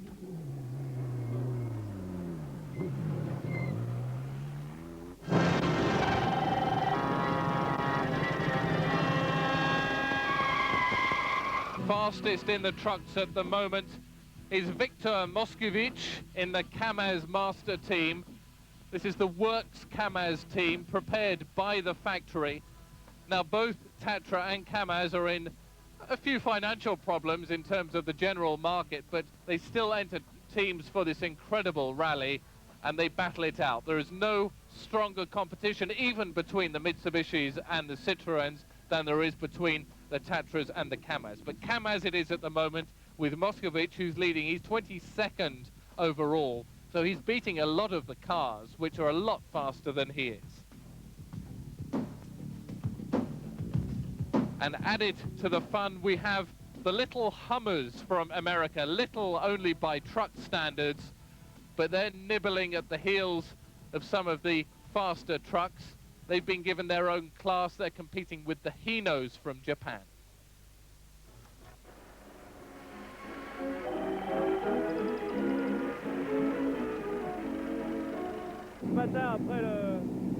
Yesterday, as I explained, Stefan Peter Hansel had his fuel pump fail on his Yamaha. He says there was diesel in amongst the normal petrol that the Yamaha and other bikes use. He says that's the reason why he lost yesterday's stage, and that's why he lost so much time and dropped down out of the top 10. The Frenchman appealed. He claimed that the diesel was in there and that it wasn't fair, and that the stage should be annulled, that the score for everybody should be cancelled, as if it had never happened. Of course, everybody else didn't agree with him. And when Peter Hansel arrived at Zurat last night, his head was full of appeal, of injustice, and the first thing he did was go and explain to the French press his side of the story.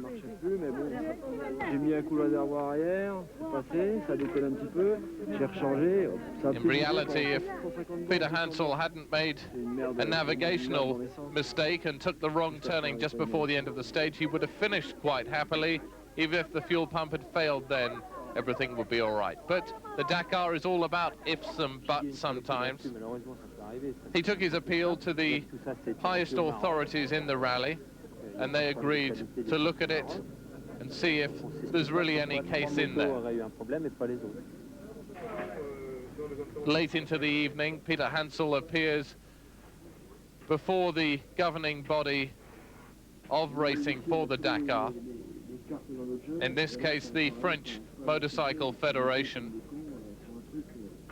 He and Alexander Kolovsky, his Yamaha team manager, put their case to the jury, and it's as simple as that. If the jury, in this case the officials from the FFSM, agree, then they would have cancelled yesterday's stage, but that's not the case.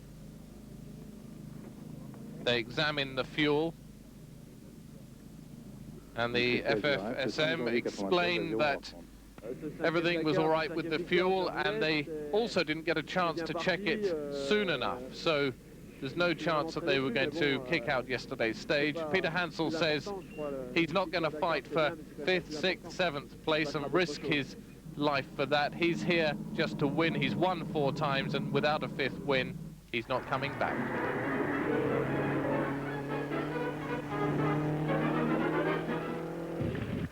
So the motorcycles lose Peter Hansel for today's 365-kilometer stage from Zouarat down to Attar.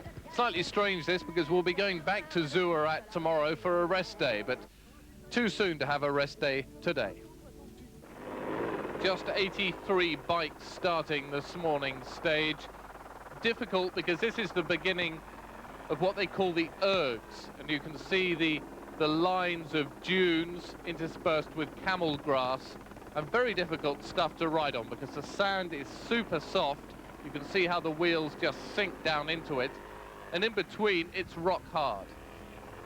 As well, the camel grass appears in clumps that can throw you off a motorbike or tear a wheel off a car. So technically one of the most difficult stages of the day.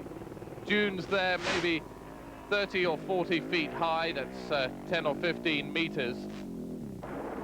That's not very high in Saharan terms. We'll get dunes over the next week up to 30 or 40 meters in height, but quite enough for the first proper stage in Mauritania.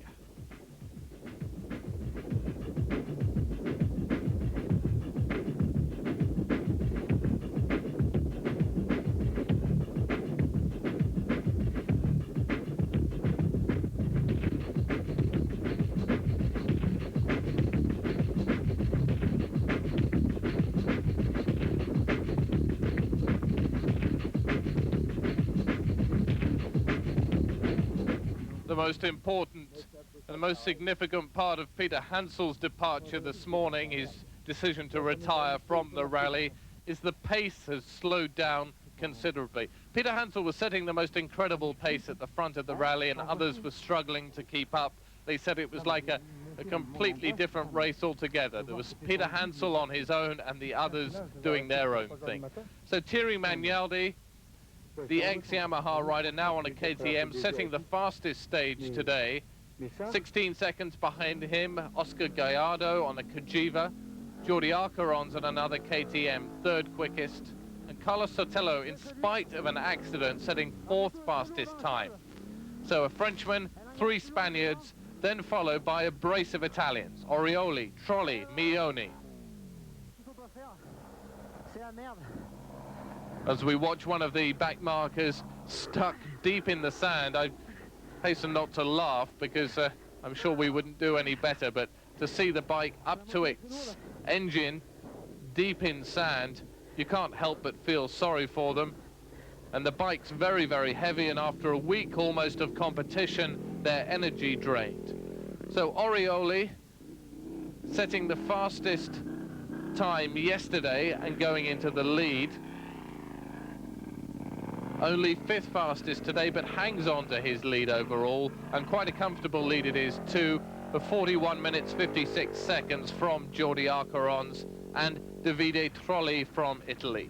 Thierry Magnaldi 4th overall, Oscar Gallardo 5th, and Esquirol, Sotelo, Gil and Lewis making up the rest of the top 10.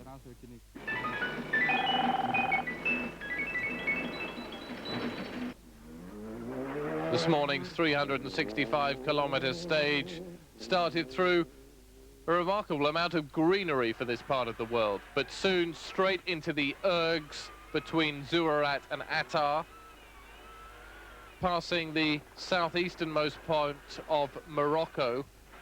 Mauritania goes way up north, a lot further than you'd think, and down to Attar, really hit the main body of the country. The sand getting a lot softer, and Fontenay, who won yesterday's stage and started today's stage, really the only man capable of beating the Citroëns, set off at an incredible pace.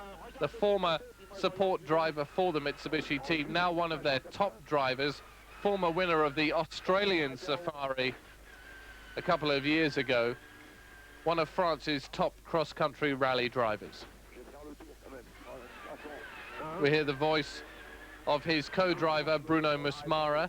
The added advantage of spending so long as support drivers for the team is that they have an incredible knowledge of the mechanics of their car. Fontenay passed by one of the Citroëns on top of an erg.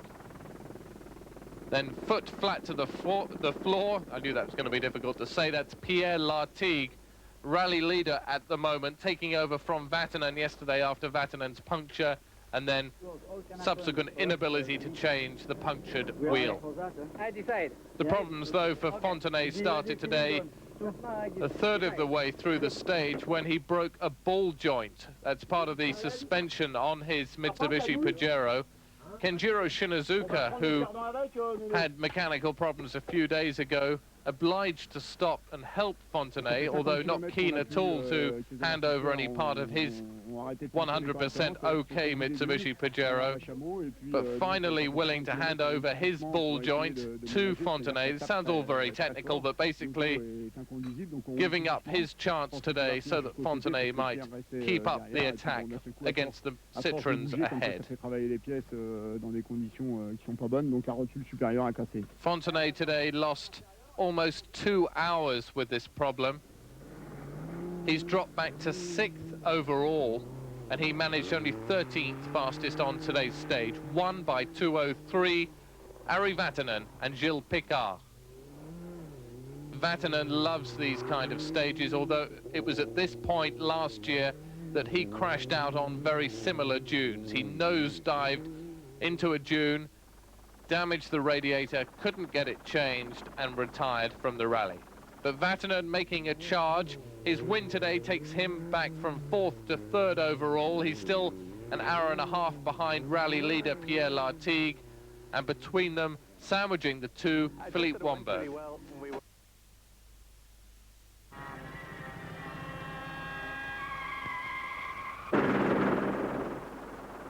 The pace of the trucks picking up as they head across the desert. This is where the trucks really excel, and look at that Tatra, I think it is, from behind. Yes, it is. It's one of the Czech Tatras just taking to the air over the dunes. They just keep their foot to the floor, and it's as if those dunes are barely there. Running in tandem, two of the Tatras, 414, that's Schleck and Tureni, 415.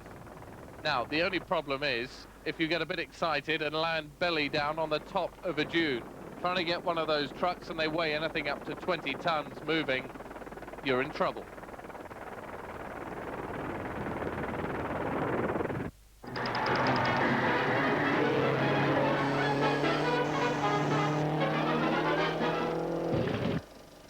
Today's stage, 365 kilometers from Attar back up to Zouarat. We're very close to the Moroccan border here, but well and truly in Mauritania.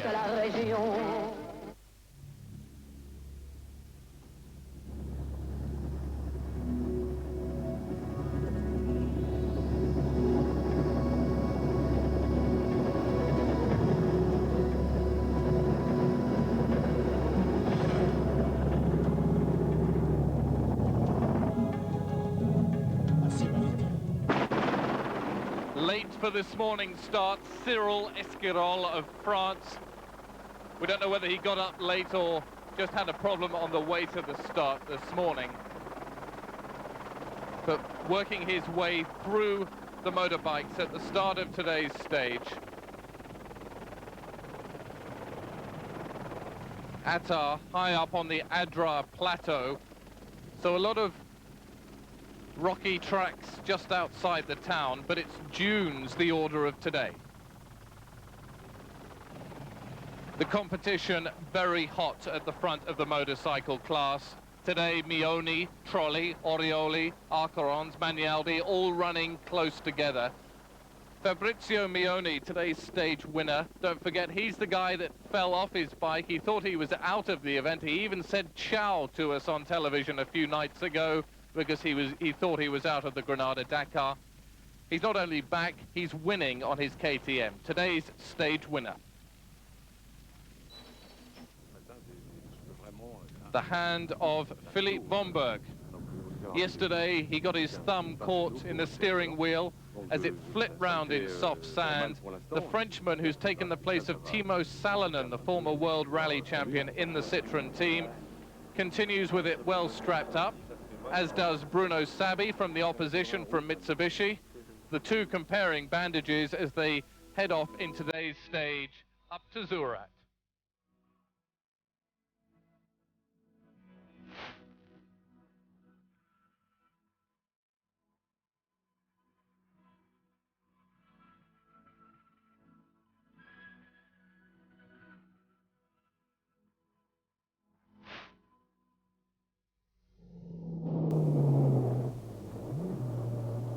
The Citroëns still out in front. At the start of today's stage, 3 of them filling the top 3 places. Pierre Lartigue, rally leader. Philippe Bomberg, second. And Ari Vatanen this morning was third. High up on the Adra plateau, you can feel how hot it is. You can see the sharpness of the stones as they try and find a way off the plateau. It's as if you're willing them to go the right way. It's easy enough from our vantage point in the helicopter to see whether you should go left or right, but when you're down on the ground, it's not so easy. Bruno Sabi, who's had an incredible run of bad luck on this rally, has yet another breakdown today. And the broken part on his Mitsubishi Pajero. Sabi knows that he's lost at least 2 or 3 hours because he has to wait for the support truck coming from behind. Bonjour à tous, vous êtes c'est bon comme ça, en direct dans la ZX numéro 207. Philippe Bomberg getting the hand of commentating live, as he puts it, from the seat of his Citroën ZX Rally Raid, almost flat out through the Sahara today. These cars geared not for top speed so much, but for low down power, especially in the deep sand. Bomberg and his navigator, Fred Gallagher from Northern Ireland. Yesterday's stage winner, Jean-Pierre, no, I'm sorry about that, he wasn't winner of yesterday's stage. Winner of an earlier stage this week, Jean-Pierre Fontenay, but today the chance for Hiroshi Masuoka from Tokyo, Japan, to put the Mitsubishis back on the map. Masuoka setting a blistering pace. Masuoka won. He's a product of Mitsubishi, he's a product of Rally Art, and it is his apprentice rally. For the first time he's in a T3 in a prototype, and today was his first day, his first winning.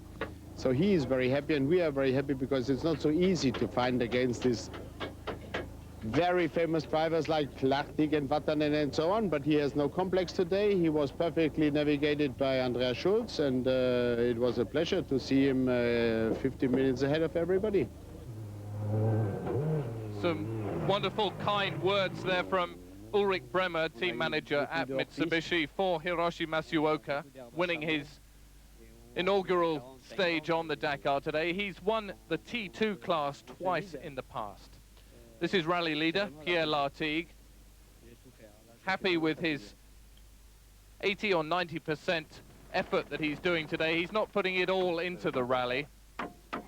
Now, someone who's putting every inch of energy in but is not getting much back at the moment, Ari Vatanen. Today broke a drive shaft, lost almost an hour waiting for Bomberg and Gallagher to turn up with a spare, and then he and Gilles Picard set about replacing the broken drive shaft. He says they're not the quickest mechanics in the world, but neither are they the most expensive. A dig there at mechanics' garage prices, no doubt.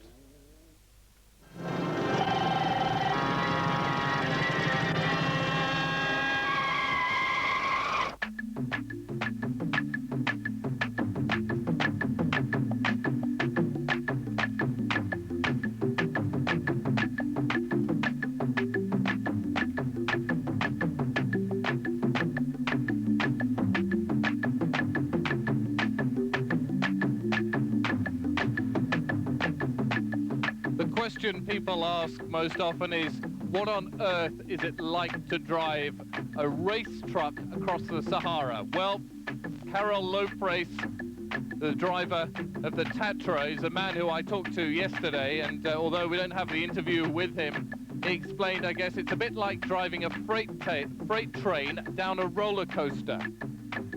So imagine that, if you will, with a few bumps thrown in for good measure. The battle still royal between the Tatras and the Kamazes from Russia.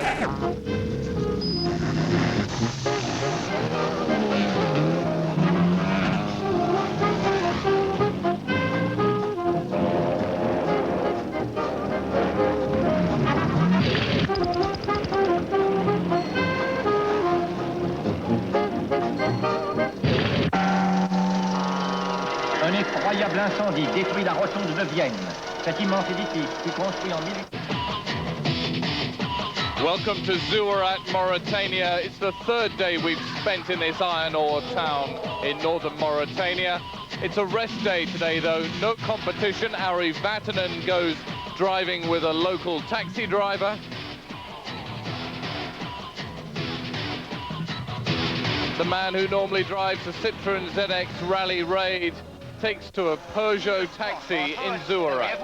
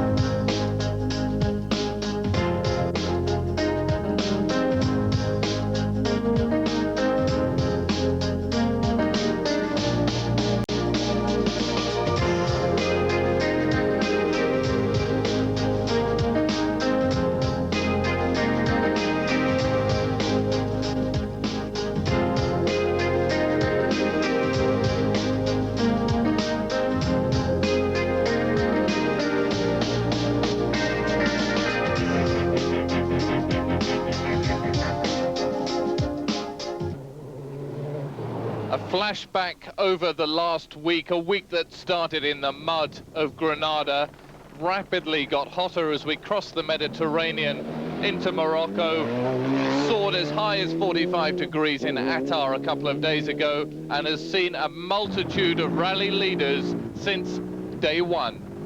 Remember Heinz Kinnegartner, now out of the rally. He was doing so well behind Stefan Peter Hansel, although Peter Hansel had an amazing lead at the beginning of this week. Kinnegartner tried his hardest to keep up. On the stages of Morocco, his KTM was very, very fast. The only Chilean rider in the rally crashes out, as does German journalist Alphonse Czerny, injured in this amazing crash down a 100-foot ravine. Luckily, he's okay back in Europe tonight.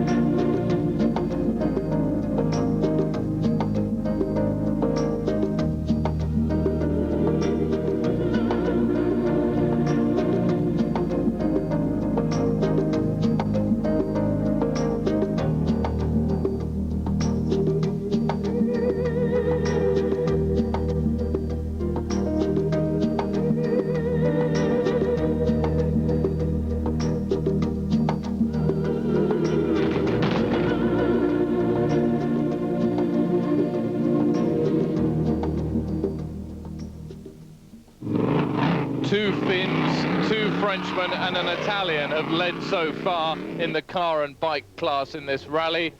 Fabrizio Mioni not won. He crashed in Morocco earlier this week. He thought he was out of the event, but he's back in and in fact won yesterday's stage.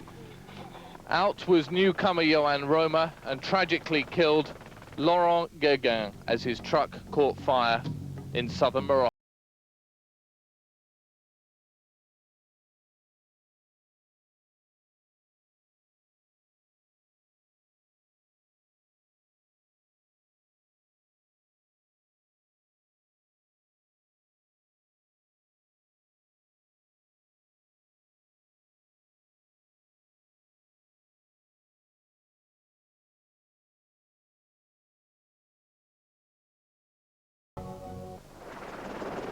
Bruno Sabi won the first stage in Spain, but 4 days later he barrel rolled 5 times, and by the state of his car you would have thought he'd been out of the rally, but they repaired that Mitsubishi incredibly. He's still in, he's still racing for Mitsubishi, and he's still hounding the Citroens. On the left, Patrick Tombe and René Mech. Mech, former winner of this rally. Tombe, former Grand Prix star, competing together in their T2 class Mitsubishi Pajero.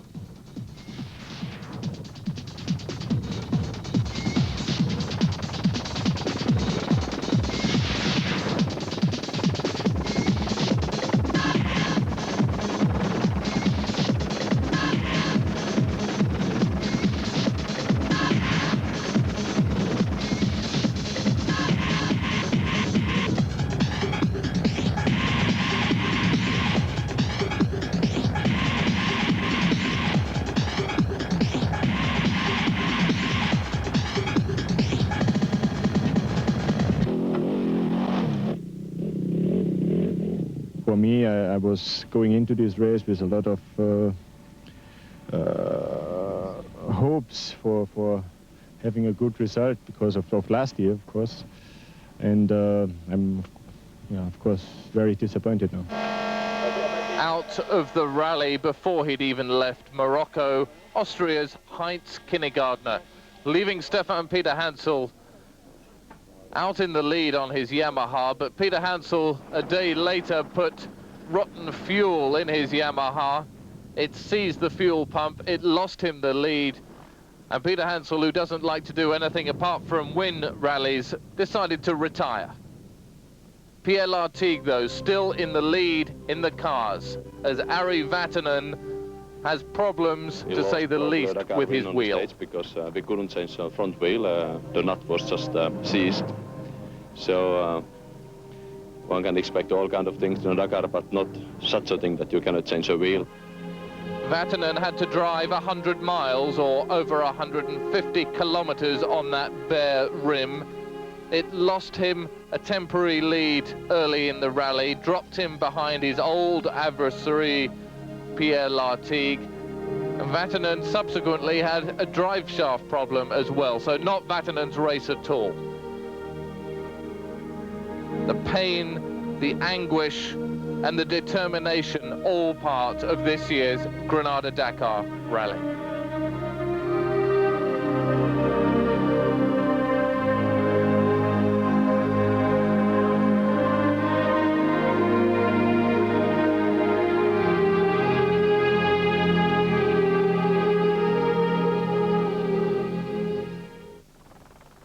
The Mitsubishis have had a rotten week.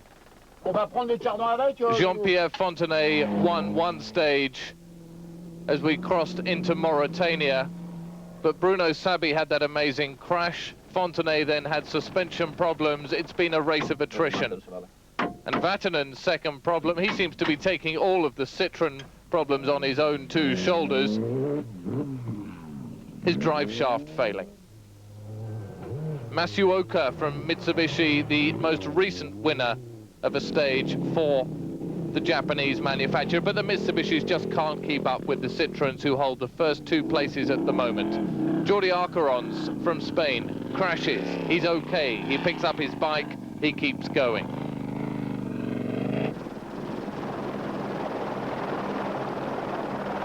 130 kilometers an hour, standing up on the rest stops. Long distance rallying's best riders riding together.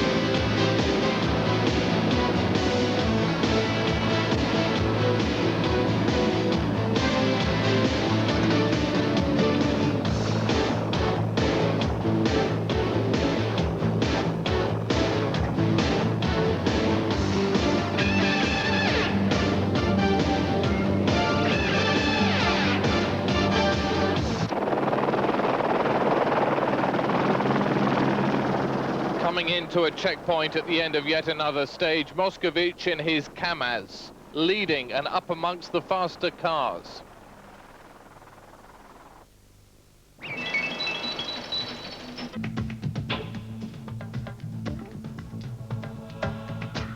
A quick resume of who's leading at the halfway point. Pierre Lartigue overall, Thierry Delaverne in T2 class, Strugo in T1.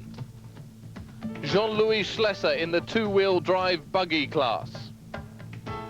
Gérard Sarrazin in the diesel class. He even had time to stop and lay his father's ashes in the desert yesterday. Malgara in the T3 class.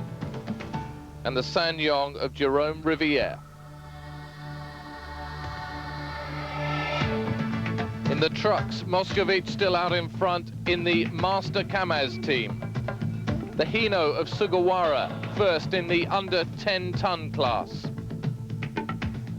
In the bikes, it's Eddie Orioli, leading overall from Italy. Richard Saint, leading in the production class. Schilcher from Germany, leading in the marathon class. And David Castera in the experimental class.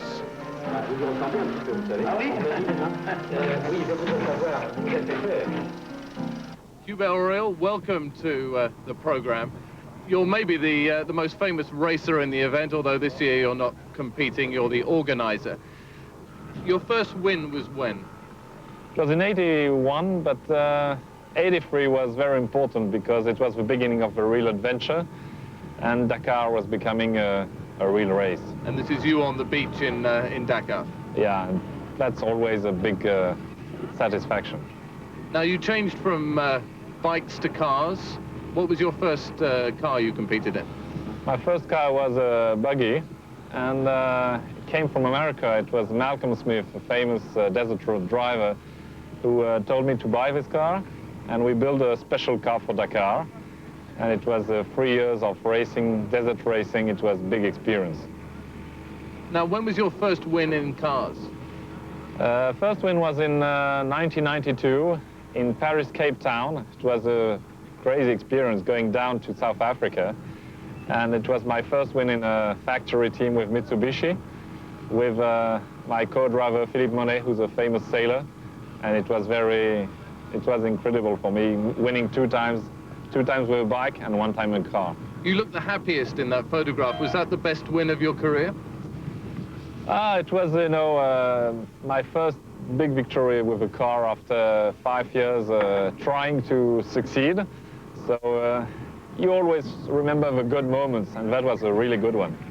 Now, you've got another works drive straight after that with the rival Citroën team. Who was your teammate at Citroën?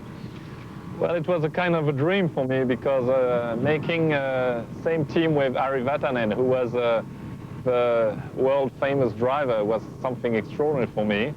And I really liked that because it was part of, you could say, okay, now you arrived, you are in factory team, you have the best car, and it was a big success. Well, you don't look very happy in this photograph. No, because unfortunately I didn't win with Citroën, but you know, racing is, you have good times and bad times, but you always remember the good times. Now you're rally organizer. Do you have a boss, or are you number one? No, I have a boss, and I have a very famous boss who is somebody I really, how to say in French, who I admire because he's a really great guy. It's Jean-Claude Killy. The skier?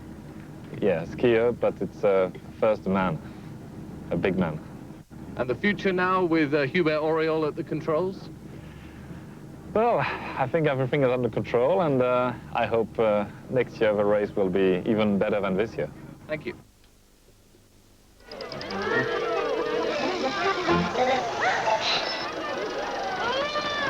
C'est Ali, taxi de compétition est là. Ah, parfait, Mokhtar. Early rally leader Ari Vatanen, now fourth overall, decides that it's time to turn tutor, go out in a Mauritanian taxi. Not exactly the epitome of safety, no safety belt, no airbag. This old Peugeot probably came down from France and is now living out its life in the dry desert air. The cars here go forever and ever. This car at least 20 years old. Vatanen giving instructions to Sidi, one of the local Mauritanian taxi drivers.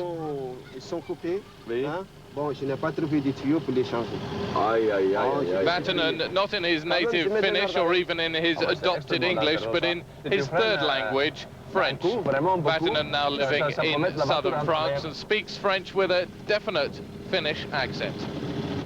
Whether the Mauritanian can understand what he's saying, who knows?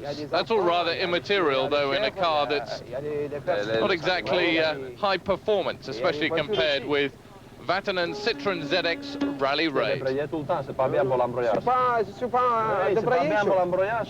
Tu vas user l'embrayage comme ça. J'ai mis mon pied, c'est tout. It seems difficult to work out who's actually advising who, but I think Vatanen's just got the upper hand and probably the safest seat as well. Now that's one sound that Vatanen hasn't had to put up with in his car over the last few days. He's had everything else go wrong with it. And he's not known as the world's best mechanic. But anyway, this Peugeot's in trouble. Vatanen gets out. And he says the Peugeot never normally breaks down, but they've got the bonnet up. And unlike in the middle of the desert, they have some help to get it push-started. Magnifique. Merci, Mokhtar. Alors. Now Vatanen reciprocates and shows Sidi around his $500,000 Citroën ZX Rally Raid, the top rally car in the event. Now you have to be incredibly agile to get into one of these cars, especially when it's up on jacks as it is, or was yesterday, as Citroën rebuild the cars. You can't believe there are 7 gears in this Citroën, and it's a semi-automatic box as well. Very little clutch needed. Des fois, quand c'est vraiment cassant, peut-être 30 à l'heure, et quand sur le plateau, 200 à l'heure. 200 à l'heure. 200 à l'heure, oui, oui. 200 kilometers an hour, flat out. That's what Vatanen explains, and Sidi can't imagine going 200 kilometers an hour, not in his old Peugeot anyway. Alors, mon grand frère, ça va? Ça va. C'était intéressant pour toi? Oui, c'est intéressant pour moi. Je suis heureux. Sidi says it's interesting for him, although he's going to have to go back to his Peugeot, which they finally got going. It had only run out of petrol on yesterday's run through town. Bonsoir à ta famille. Bonsoir. Friends briefly for a day, the two go their very separate ways.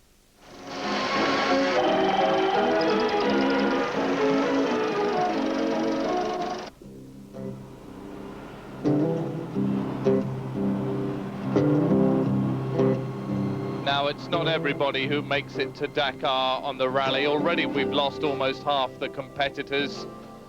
And those that are lucky enough just to break down and not crash, not hurt themselves, have to sit by the tracks they make through the desert and wait for the camion ballet, the sweeper truck, whose unfortunate job it is to have to pick up the stragglers, those who break down, who just run out of energy. À 6 heures du matin hier. Et on a roulé toute la journée, rechercher les gens sur la piste. And the driver of this particular sweeper truck is in fact a doctor who's volunteered to come on the Dakar. And he says because most of the people who are badly injured have already been flown to the next base camp. Luckily, he doesn't have too much in the terms of medical things to have to do to those he picks up. It's more psychological. And some stars in the camion ballet today. That was Paul Belmondo, the former Grand Prix driver, and with him Bertrand Gachot, both drivers for the Pacific Grand Prix team recently. And it's a case of giving their egos a massage, getting their morale back up, and getting them psychologically prepared. A lot of them feel as if they've lost something when they get in the sweeper truck. C'est bon, à toute allure.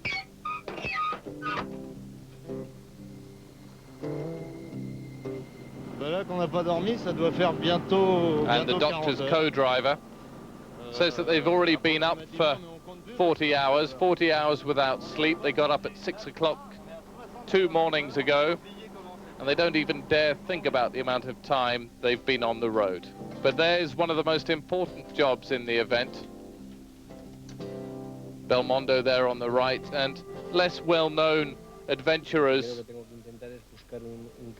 And even though they're out of the event, this Spanish driver, not motorcyclist, has had to leave his car in the desert, and he says it's a very valuable car. And when they get to Zuarat, they'll organize a local truck to go back and recover it. This Frenchman only wants to go back and pick up his mascot and his pictures of his family that are on his car. It's down to the competitors to go and recover their vehicles. The bikes get thrown on the camion ballet, but the vehicles stay out in the desert until the competitors go back and recover them. Nightfall in Zuarat, and the camion ballet rolls into town.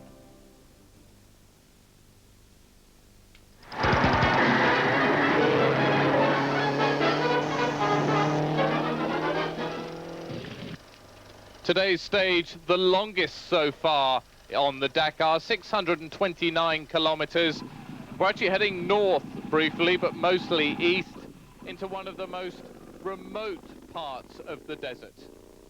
El Moretti, there's not even a town there, just sand and flies. Eddie Orioli, rally leader halfway through this Dakar. Orioli running with Davide Trolli, the Californian-based Italian, but both getting lost early on in today's stage. Lost for just 8 kilometers, but it's enough time to give Jordi Arcarons, the Spaniard, a chance to get ahead briefly. This is Trolli.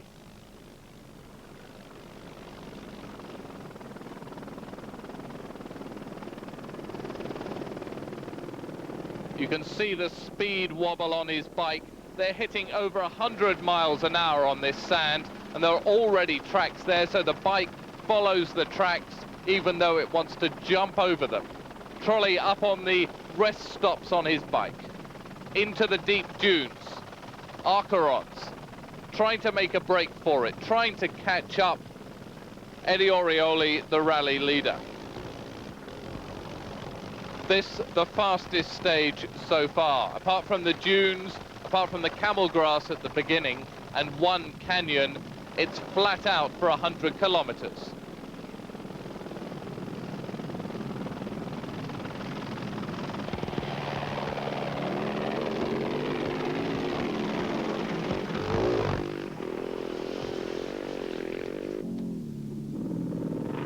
Orioli not quite sure where he's going.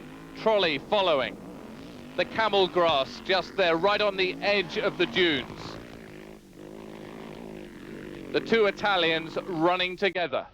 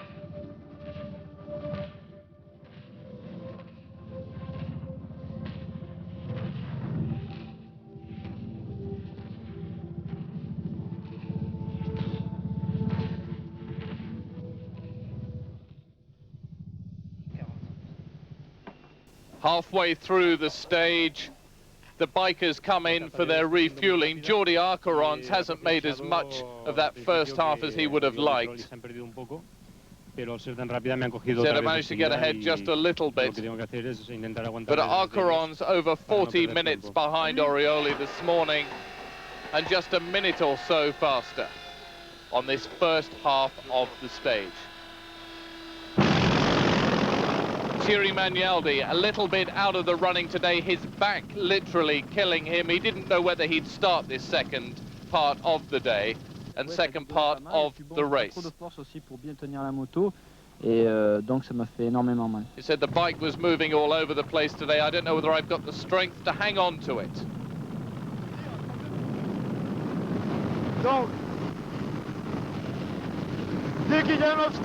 Richard Cinq leading in one of the less powerful classes.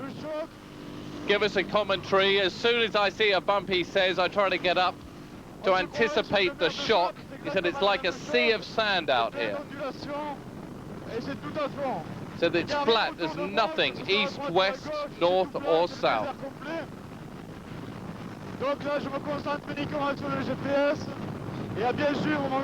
Today running without a road book, just with the GPS, the satellite navigation that they use to guide their way to El Moretti.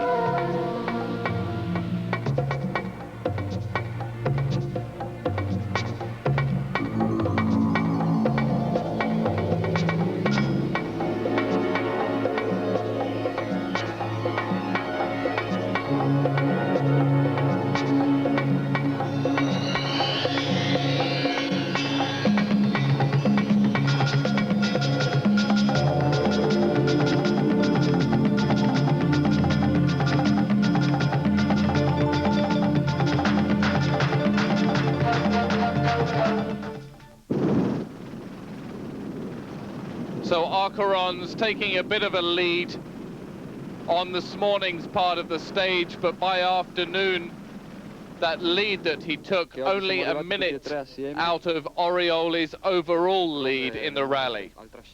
Orioli leading tonight by 41 minutes, 42 seconds from Arcarons. That's still quite a lead with 6 days to go. Trolli in third overall, Magnaldi fourth, Esquirol fifth, Sotelo sixth, and Gill seventh in the overall standings on the Dakar after today's run to El Moretti. No mechanics allowed in tonight by air, which is lucky because the airstrip at El Moretti is absolutely nothing.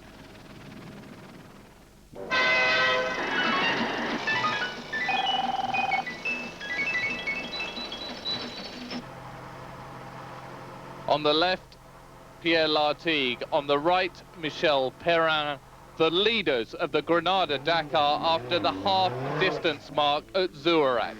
They just have 1 week to hold on to their lead, but behind them, they have only teammates from Citroën. What will happen? Wait and see.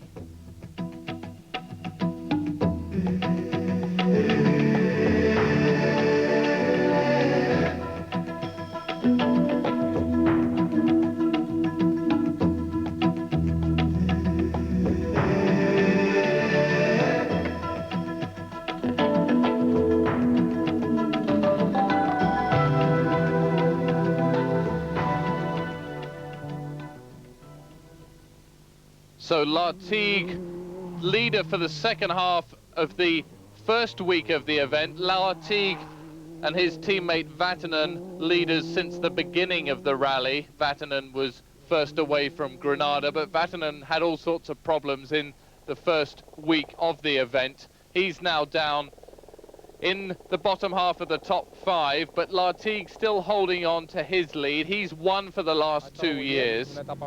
He's feeling ill today, and he's got all his teammates behind him, supporting him just in case he gets into trouble. This is Salvador Servia, the Spanish driver in the Citroën team.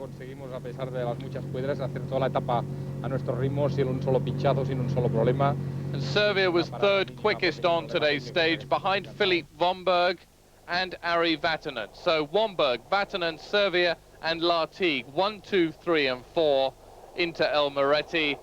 A Citroen whitewash at the moment. What is happening to the Mitsubishi team? We haven't even seen them so far. A little bit of damage to the front of Ari Vatanen's car as he negotiates the sharp stones in the only canyon on today's stage before opening it up, and off he goes.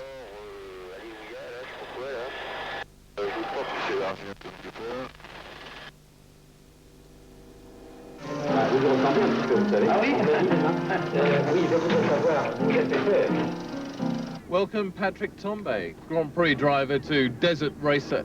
Patrick, we've got these photographs of you going quite a way back. What's this first one we've got? This, it's in '78 with McLaren's and James Hunt as a teammate. You can see from the hairstyle that the fashion now is very different. You know, the crew cut and probably too hot under my helmet. Now, if I had to do it again, I would cut my hair. So from McLaren, you went to where? From McLaren, I went into the desert, some kind of a desert, not this one, but another one. And then my friend Gilles Villeneuve died, and in '82, Enzo Ferrari called me back. And this is what we're seeing now. It's Monte Carlo in Ferrari number 27. This is the best souvenir of my Formula One career. I won 2 races with them and scored many points over 2 half seasons, 60 points over the 2 half seasons. Unfortunately, with that, it was not the title, but I finished 4th in the championship with them. What's your best memory of Grand Prix racing? Grand Prix racing, obviously, very emotional moment was the win in Imola when I started from 3rd place, the place that Gilles started from the previous year, and won the race, and that was very, very tough. So why go from the comfort and the luxury of Formula One to the desert and racing out in the Sahara? Well, then 10 years of Grand Prix racing, and when you do that, you have to be implied 100%, and you can't really take the time off. I'd come on the race in '82 and seen what it was like, and the opportunity came, so I jumped on it, and it was a real human and adventure discovery, and I really did enjoy mine the first time and so on. That's why I'm still here. So you went from 20th place on the first event. What's your best result on the Dakar? Finished 3rd the next 2 years in the Range Rover again in '88 and in the Mitsubishi in '89. That was a works Mitsubishi. Then went to the Lada cars, didn't finish in '89 and finished 7th in '90. And this car without the wheel on it, what happened? Well, it was the first stage. I had forgotten to tighten the wheel, like I usually do at the start of the race. It was a new mechanic, and he had forgotten to do it, but basically it was my mistake. And from then on, we had to do chase up. We were not in the race to win. And a quick summary of this year's Dakar? Well, it's a learning experience. We are driving the car alternatively with René Medge and co-piloting, and this is something quite different. I was very afraid at the beginning not to be able to do it, but I'm getting the hang of it, and it's quite interesting to be on the right-hand side sometimes. Patrick, thank you. Thank you.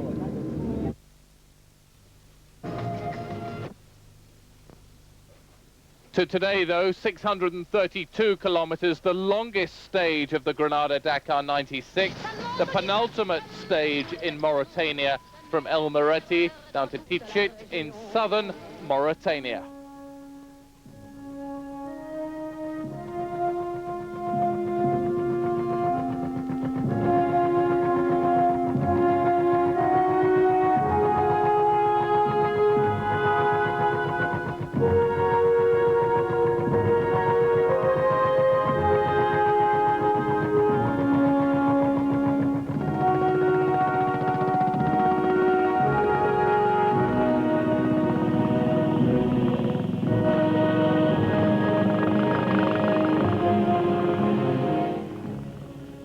And even though this rally, still almost a week to go, we're still losing some of the top riders. Today's casualty, Thierry Magnaldi of France. Magnaldi explains I had problems today with the bike, and because the assistance truck is a long way behind, and waiting for it means I'll get at least a 10-hour penalty. My back still hurts. We don't have a solution, and the only thing to do is go home. So Thierry Magnaldi on the KTM, the latest casualty in the Granada Dakar.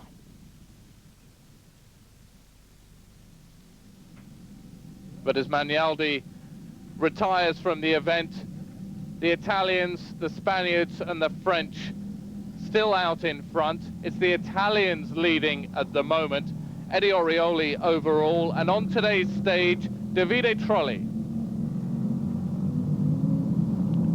A lot of the top riders all running together. To be honest, since Stefan Peter Hansel retired last week, there's been no real leader, no troubleshooter, no pathfinder for them to follow, and they've all rather followed each other like lost sheep. They know where they're going, so that's only a literal phrase, but they don't seem to have a leader at the moment, and the top bikers all running together. In this way, they won't actually break apart, and there won't be any chance of a new leader unless somebody breaks down.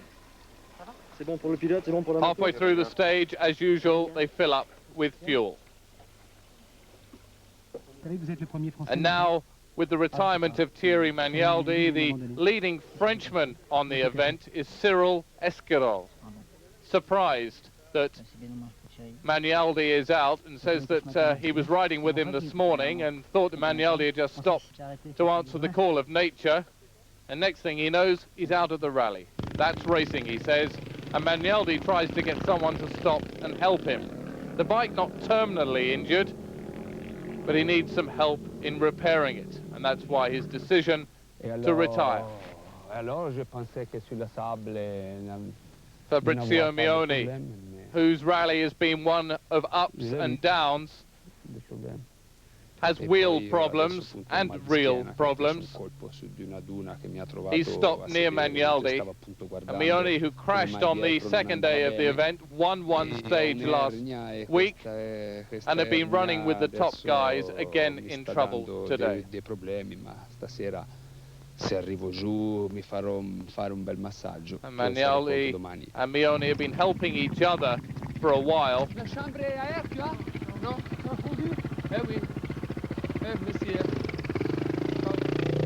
Mioni trying to get someone else to help, and he said 2 Italians have passed and they didn't stop, and somebody else did, but they weren't able to help.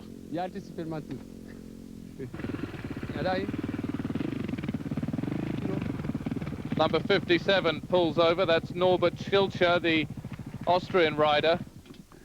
He stops and helps Mioni. Magnaldi lends a hand as well. And then it's back on with the helmet, and Mioni gets going.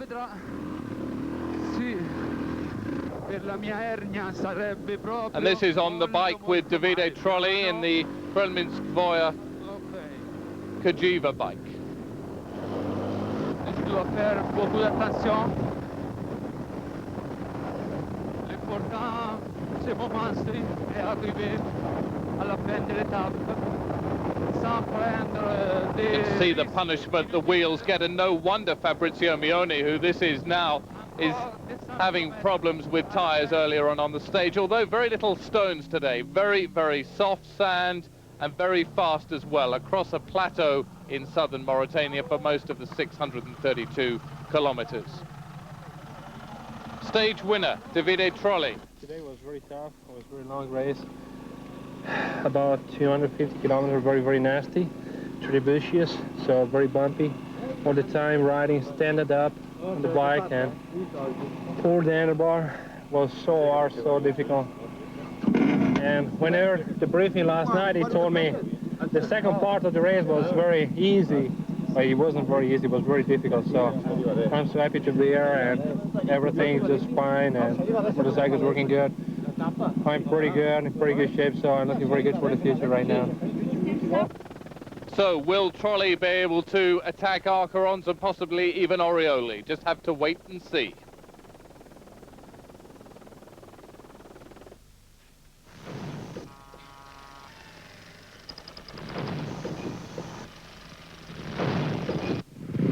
Well, we lost Thierry Magnaldi today, and the retirements have slowed down a little bit. The first week is always worse.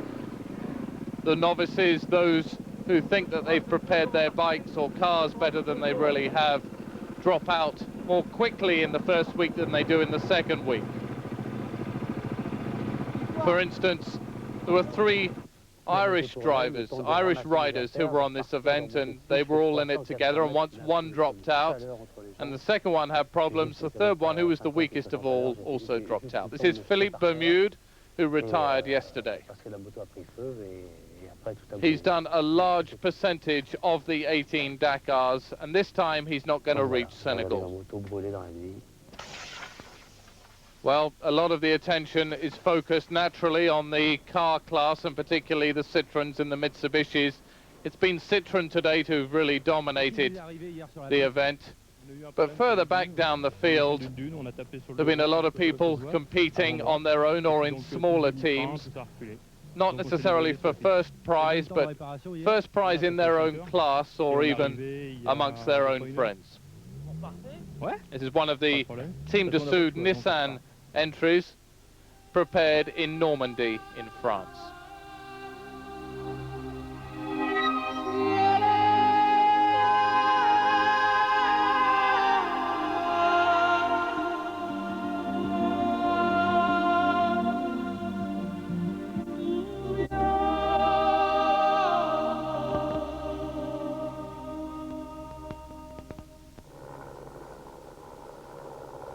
Across a sea of sand, they come one by one, then 2 by 2.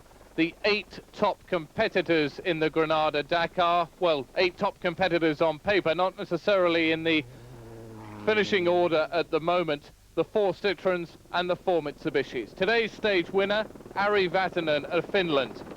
Now Vatanen, and we don't see it today, I'm afraid, because our helicopter wasn't with him when it happened, but Vatanen had a massive accident. He did a 360-degree forward roll, and amazingly he landed back on his wheels, continued, and he's only got one little scratch on the front of the car. He says this is not something you should try at home, only professionals can get away with it. And when Vatanen jokes like that, you know it's serious, and you know he got away lightly. So Vatanen, stage winner. He's not following the rules that the Citroën team have laid down, and that's to follow Lartigue literally all the way through the stage. So Vatanen breaking orders, but he's determined to get into 3rd place, if nothing else, on this year's Dakar. He's just a few minutes behind Hiroshi Matsuoka, the current incumbent, in 3rd place.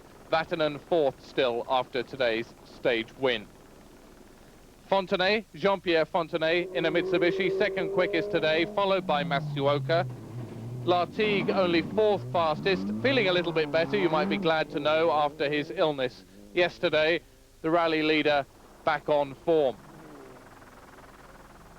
They run together, Matsuoka and Fontenay, for 500 kilometers. The 2 Mitsubishi Pajeros racing, as Matsuoka put it, like a couple of Formula 3 drivers. Well, if you don't know what a Formula 3 driver is, well, they tend to rub wheels and they tend to jump over each other in their excitement to get to the finish first. And, well, they didn't quite do that in the Mitsubishi team today, but they had a lot of excitement, if not provided by another team, provided by themselves. Rally leader Pierre Lartigue, his teammate alongside him, navigator Michel Perrin. They run in a train across the desert. Citroën, Mitsubishi, Citroën, Mitsubishi. Leading them, Pierre Lartigue. And one of the Citroëns takes a slightly different route to the left. Fontenay passes, but we're not in a Grand Prix here, we're not in a circuit race. There are hours between some of these races, and Matsuoka almost clips Lartigue there. That's one way of knocking the rally leader out, but Matsuoka knows his business and he won't do anything as stupid as that.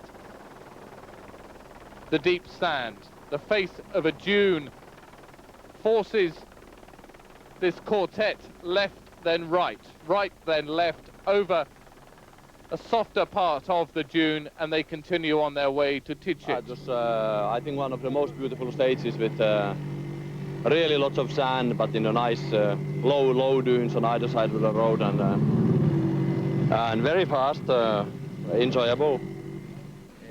That's Jean-Pierre Fontenay, Mitsubishi driver. Fontenay second quickest on today's stage. One more day of desert before we hit the savannah of Mali, the green hell, as they put it, of Guinea and Senegal, and the beach at Dakar for the finish. So Lartigue, Womberg, Masuoka and Vatanen, 1, 2, 3 and 4 overall. 5th, Fontenay. 6th, Salvador Servia, who we haven't seen today in the 4th Citroën. And 7th, as they come in tonight, Bruno Sabi.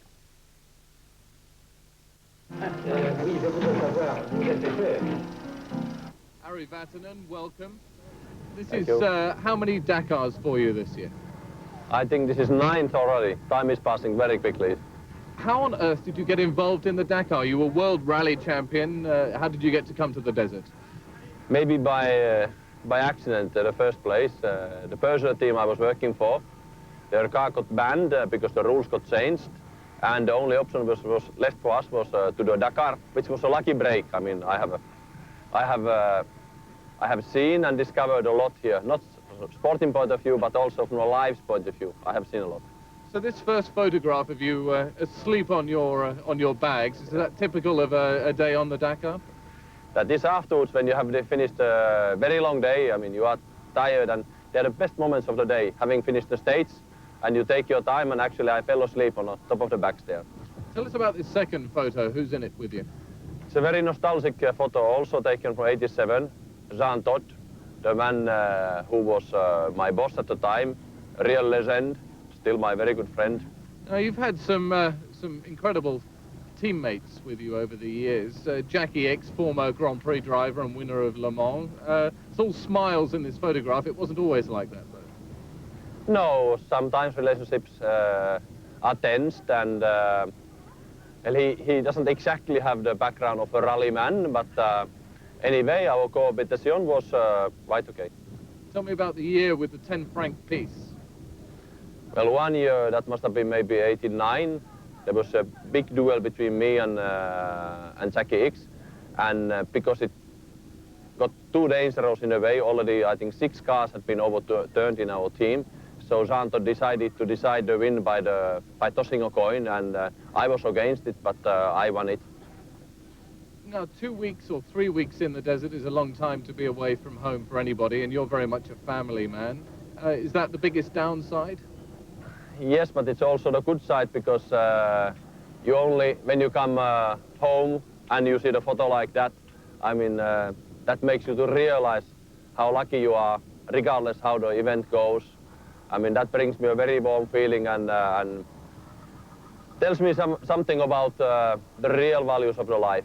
Who's in this photograph?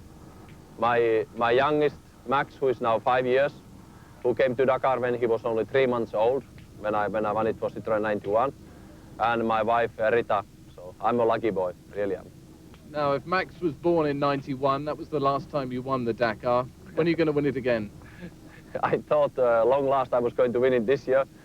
That photo was taken last year when when we destroyed the radiator and had to retire, and it was very hard to swallow, but c'est la vie. Ari, thank you. Thank you.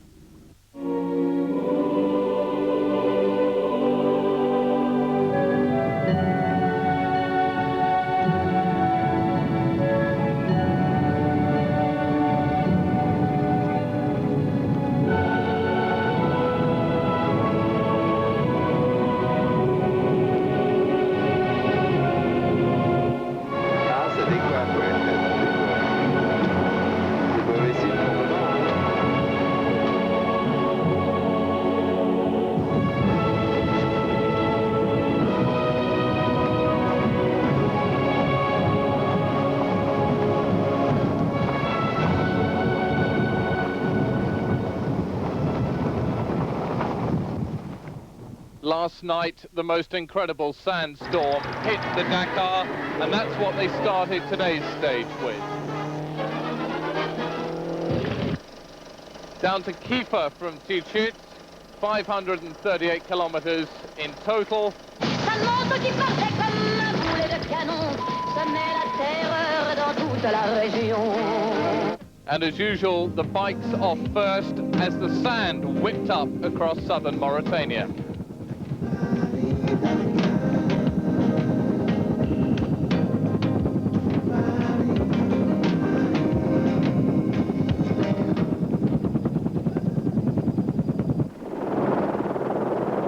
The bikes off first as usual. Eddie Orioli out in the lead and hanging on to that lead from Arcarons, from Mioni, from a lot of the other top riders like Gallardo from Spain. But Orioli today taking charge. To be honest, for the last few days, he's just been riding with the group. He's not really been taking any risks, and that's not the character of this event. It's not the character of Orioli either. And today he took a few risks, he took a few shortcuts possibly, still keeping to the route, but taking cuts that other riders chose not to follow, and Orioli won today's stage.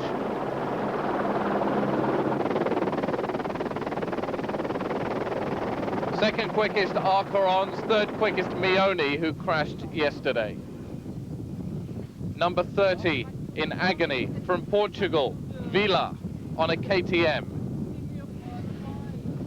His wrist injured,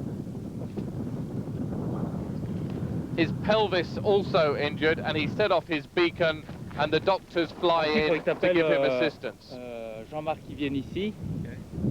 His bike looks okay, it looks as if he just fell off over the handlebars, but at any kind of speed that's painful.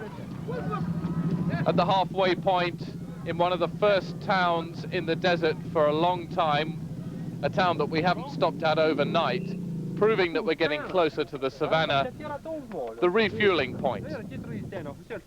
Orioli on the left, Trolley on the right. They have a chat as they refuel their bikes. And number 15, Cyril Esquirol, he was the leading Frenchman. He said I was in a good position today, and I stood up, made a mistake. I had a chance to be third today, but I fell off. Luckily, it was very slow, but I've hurt myself and there's no chance to continue. So Esquirol out of the rally with just 4 stages to go. Bad luck indeed. Quite a crowd built up at the checkpoint in the middle of the stage. As I say, it's the last stage in the desert, coming out of the desert into the savannah. A few sharp rocks, a few sharp little trees and bushes. Richard Sykes.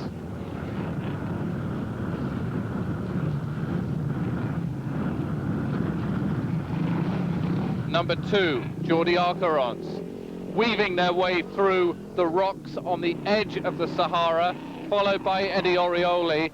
Orioli here just about to make his break, take the shortcut that won him today's stage by almost 2 minutes.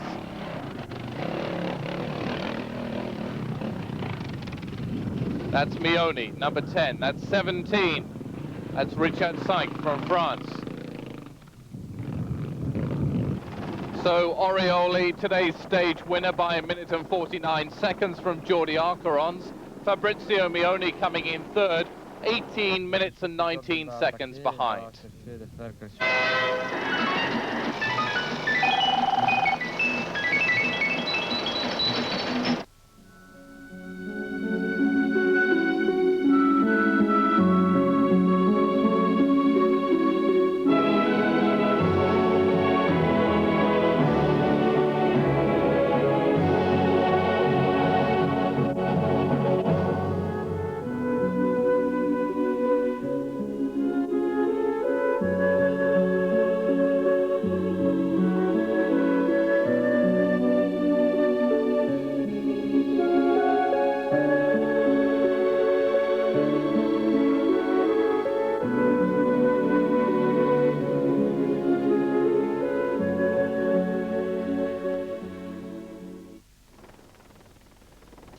Nothing is more exciting in the desert than a sandstorm, and nothing more frightening either. And that's how this morning greeted the first cars to leave Tichit down to Kiefer. A lot of the drivers finding it difficult to find the tracks in the sand, but once the sandstorm lifted, the tracks became evident. The Citroens have really been leading the way ever since we left Granada over 10 days ago, but today, not the Citroens who won the stage, Jean-Pierre Fontenay instead in the Mitsubishi. But Pierre Lartigue here in the Citroen still leading overall, although we had news halfway through the stage that he might have had problems with a wheel. Luckily for Lartigue, he continues out in front. That was misinformation, and he still continues in first place. But stage winner, Jean-Pierre Fontenay of France, he's already won one stage on this rally. This is his second, and he won by a very strong 9-minute margin from his teammate Bruno Sabi.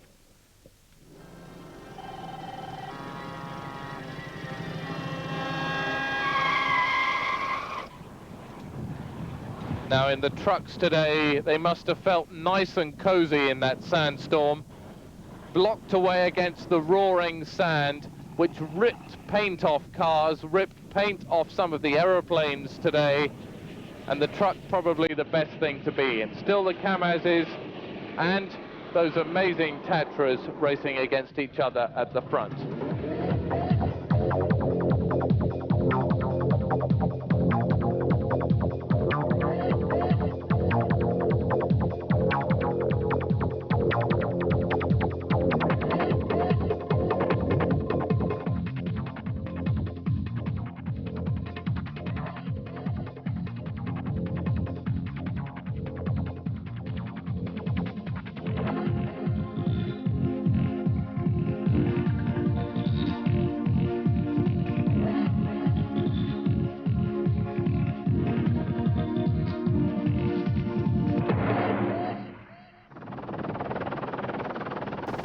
And the trucks have had not as serious a rate of attrition as the cars and bikes, most of them still going. Those that have dropped out tend to have been the support trucks, those carrying spares for the big teams and some of the smaller teams as well.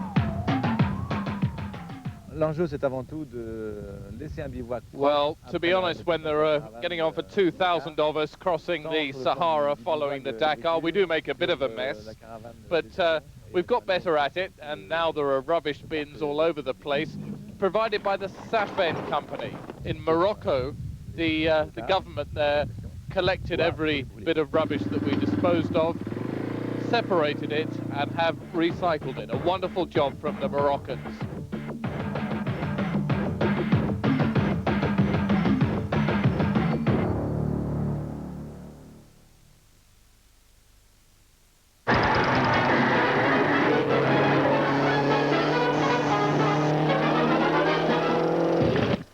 So today's stage, one of the shortest of the event, 275 kilometers from Kiefer in Mauritania to Kayes in Mali.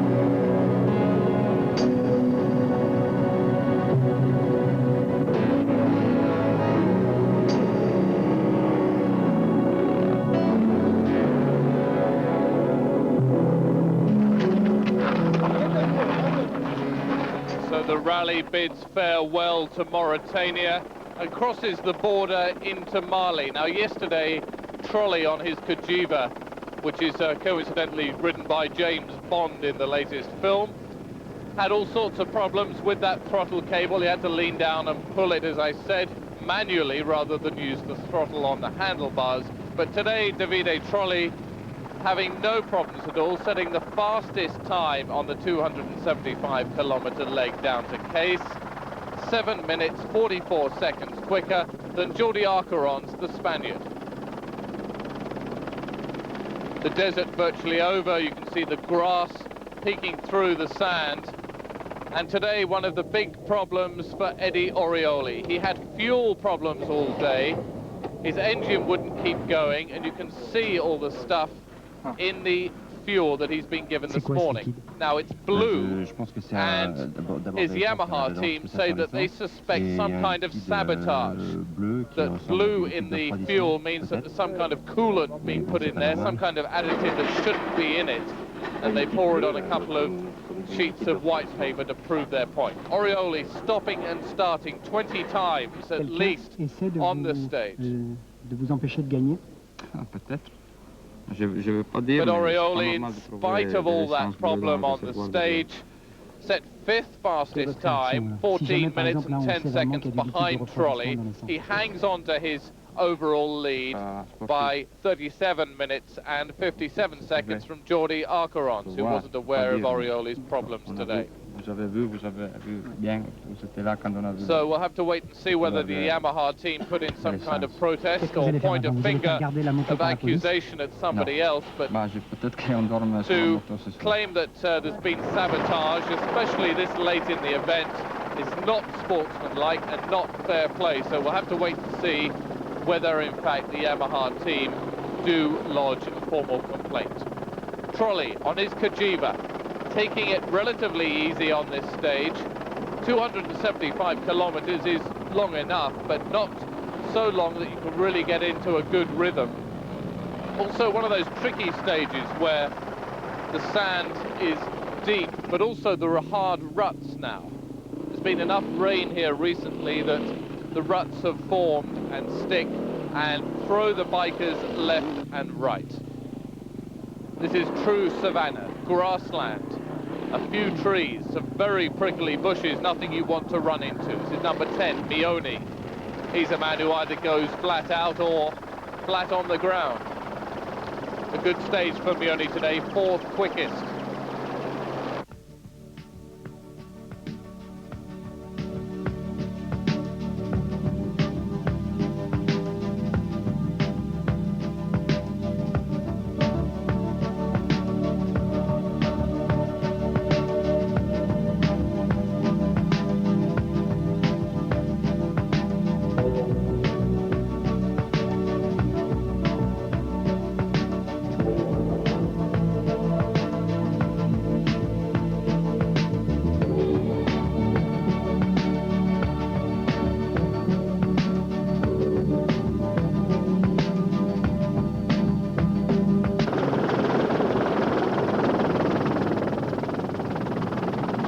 Get a chance to open up for a brief moment on the stage into Mali.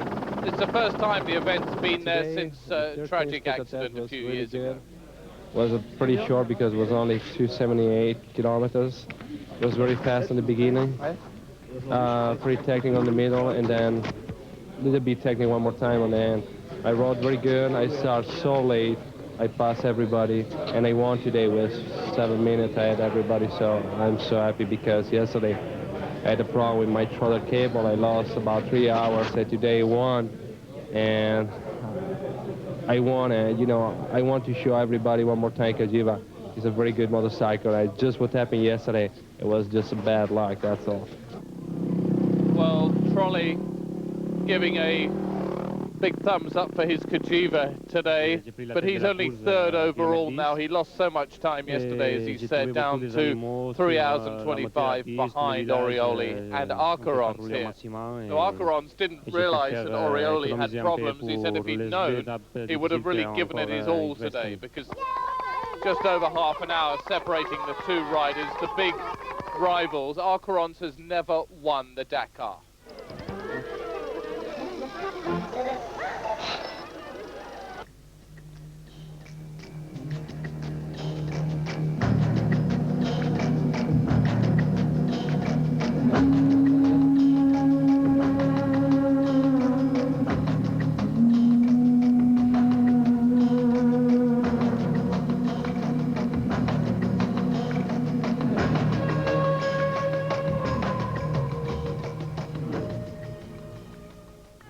Now, if I'd had to put money on any movement in the top 5 in the cars today, it would have been Hiroshi Matsuoka taking second place from Philippe Bomberg overall. Philippe Bomberg suffering from 2 very painful hands. He dislocated his thumb on one hand a few days ago, and because he's been using his other hand to hold the steering wheel, that too now causing him problems. But Matsuoka, the one today in the wars, he had a ball joint go out after he had an accident, and Bomberg won today's stage. This, in fact, or was, Jean-Louis Slesher in his buggy, Bruno Sabi in his Mitsubishi Pajero. Taking a wrong route, the wrong side of a dike, as he tries to find his way back to the start. Sabi in trouble right at the beginning of the stage. He shouldn't be going this way at all. This is back to the camp last night in Kiefer. And we found out later that Sabi had heard some kind of noises coming from the transmission of his Mitsubishi Pajero. He took it back to Kiefer. The mechanics swarmed round it, as you can see.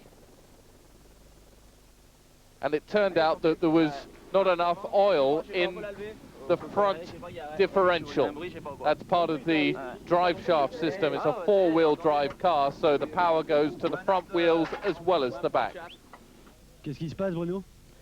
Bon, on a un bruit de pont, enfin un problème mécanique, on n'arrive pas encore à déceler, donc on a fait les 3-4 premiers kilomètres de spécial. And Sabi explaining just that he heard the unfamiliar and not altogether welcome noises coming from the transmission, decided to turn round, and that lost the Frenchman a lot of time this morning, over an hour.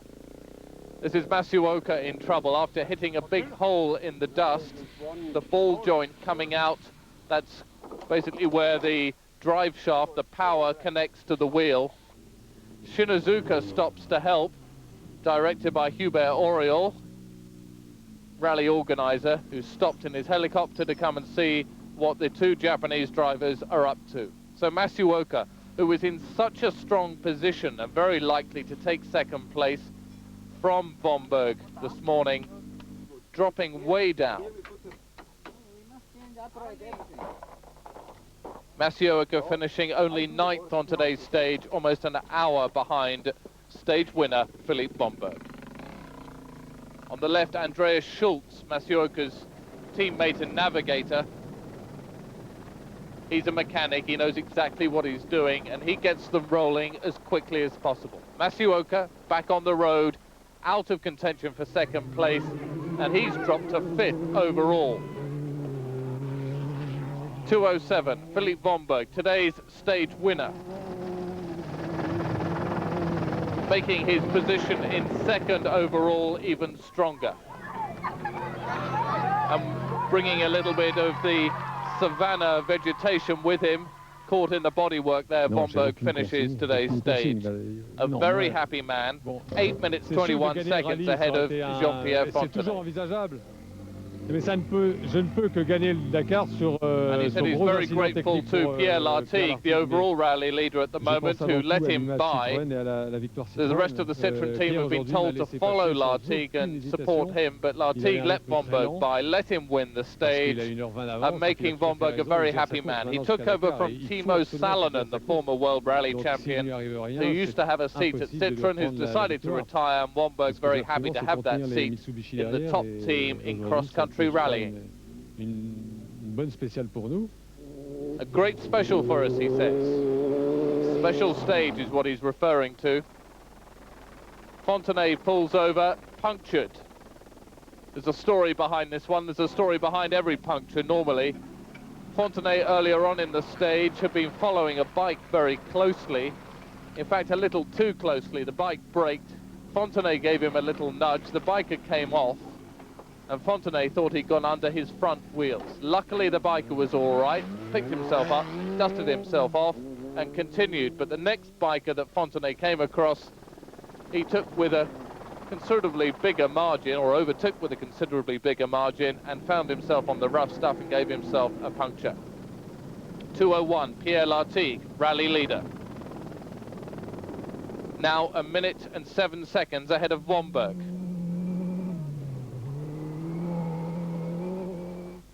.203, Ari Vatanen suffering another puncture. Vatanen got lost today. He thought he had a nail through one of his tyres. That's not half of the problems other competitors have. Children in this part of the world think it's fun to throw stones at some of the cars, and that can prove very dangerous.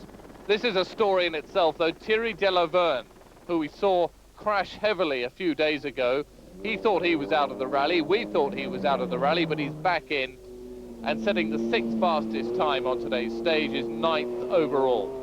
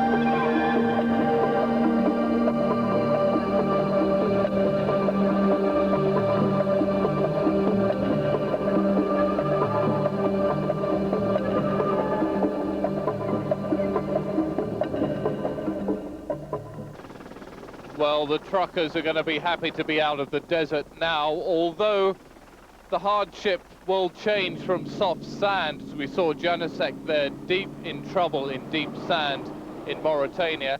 As they break out of the desert into the savannah, the tracks all get narrower, and the trucks seem to get wider, so they'll have to take it very easy on the rough tracks of Mali and then into Guinea.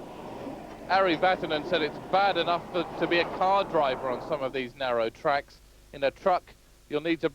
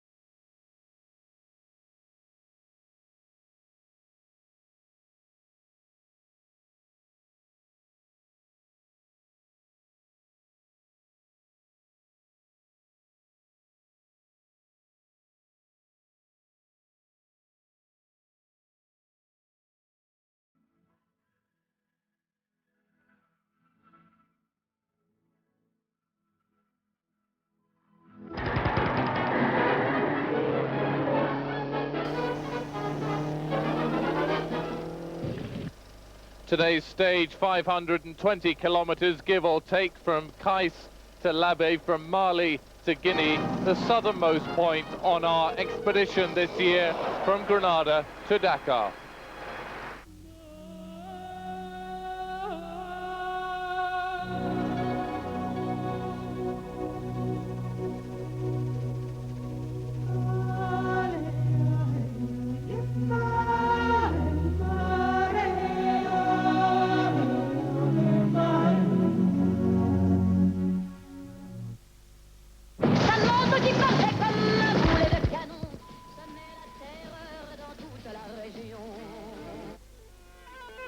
Today's stage about to be one of the most dramatic and competitive so far after almost 2 weeks on the road.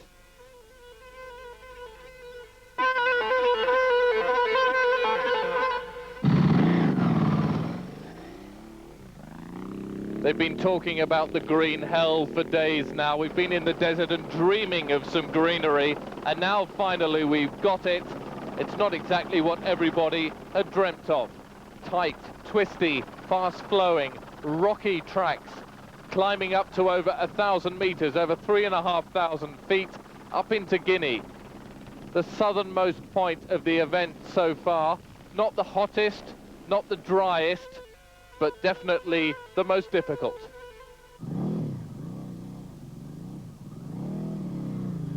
The bikes up to their, or the bikers up to their waist in water as they try and get through some of the deep rivers and deep puddles left on the border between Mali and Guinea.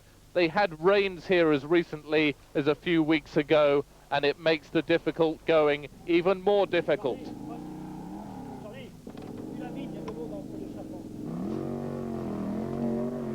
And the major casualty of today, Davide Trolli, who'd been doing so well, who was second in yesterday's, who won yesterday's stage, I'm sorry, who'd been running as high as second overall, but his engine blew in the water and out he goes. And this is a problem that a lot of competitors had today, not just Trolli.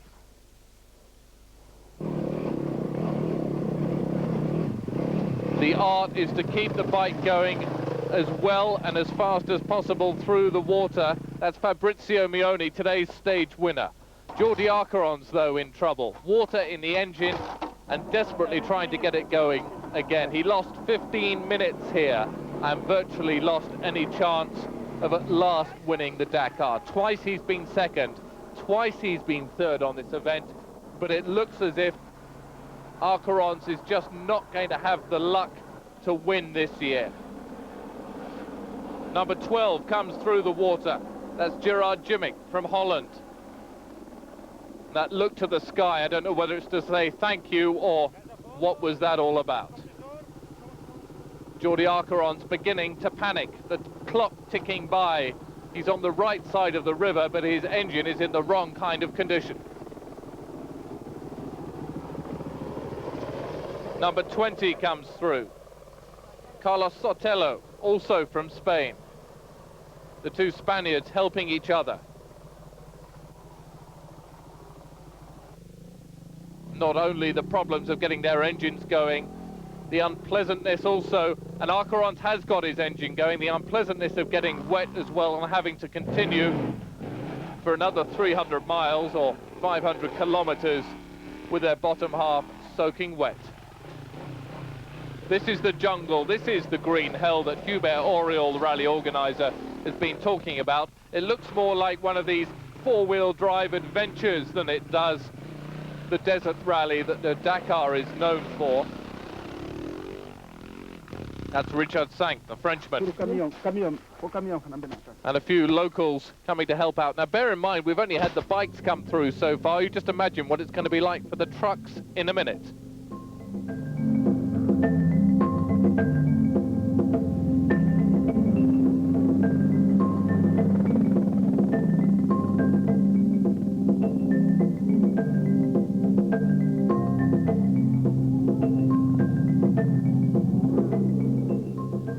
So Mioni, today's stage winner, by 5 minutes and 37 seconds from Eddie Orioli. Now Orioli had problems, and we'll see those in a minute, but he's managed to hang on to his overall lead from Jordi Arcaron, who's now almost an hour behind.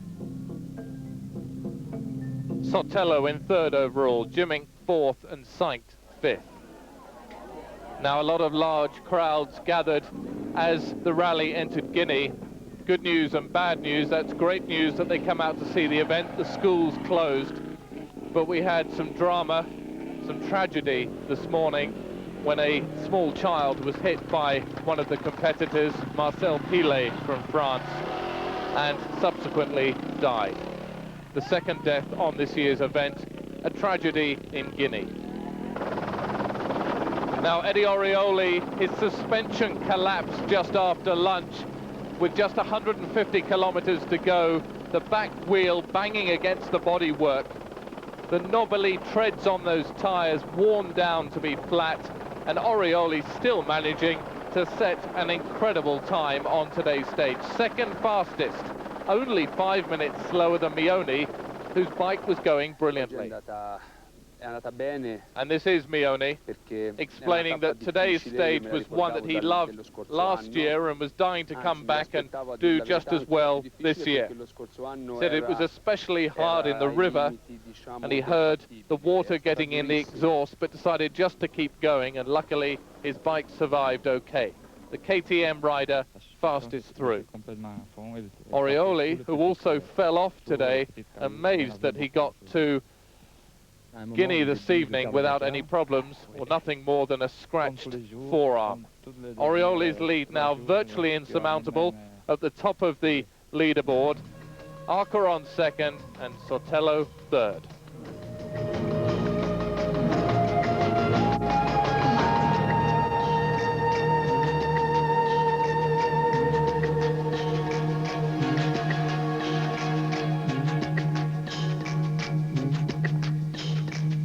Je crois qu'on n'en a jamais autant chic qu'aujourd'hui. En tout cas que cet instant-là, c'est carrément du délire, hein, c'est une vraie... Well, some people seem to enjoy today's hardships. It's not only hot here, it's sweaty as well, very humid, so they're going as tough as it will get on this event. Now, not everybody on a motorbike is competing in the Dakar in Guinea at the moment. The locals like to speed as well. Unfortunately, safety is not their preoccupation. They ride around without crash helmets, but they like the thrill of speed as well. They've got 50cc bikes, a lot of them imported from Eastern Europe.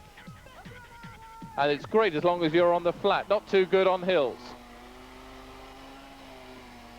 Some imitators of Orioli and Arcarons. Une étape difficile aujourd'hui, très enfumée. Très difficile, très chaud, dur encore.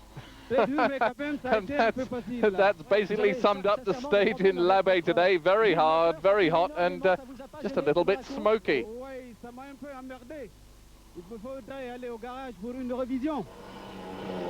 And he's going back to the garage to get his bike fixed.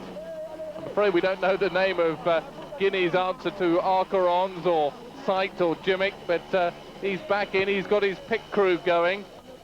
And that bike's going to be back on the road very quickly. Alors Omar, donnez-moi votre conclusion, le cri du cœur sur le Dakar.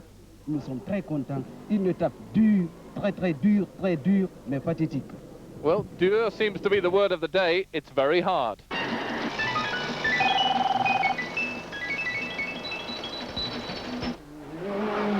Well, if we've had drama in the bikes today, we're looking for drama as well in the cars.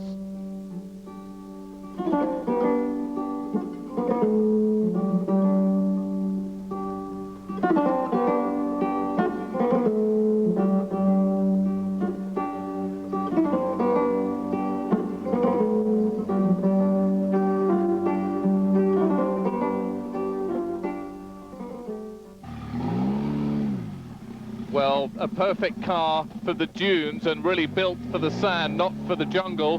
Jean-Louis Schlesser in his very own buggy, finding the going pretty hard in the jungle of Guinea. Schlesser lost a lot of time a couple of days ago when he had to go and get his automatic Mercedes transmission repaired. The transmission driving a Seat-powered buggy. But today's stage winner was Ari Vatanen, the Finn who loves stages like this. The tighter, the twistier, the harder, the rockier, the better.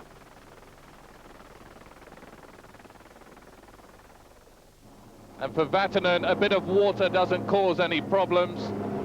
He set a stage time just 1 minute and 13 seconds quicker of rally leader Pierre Lartigue, and it's still team orders in the Citroën team today.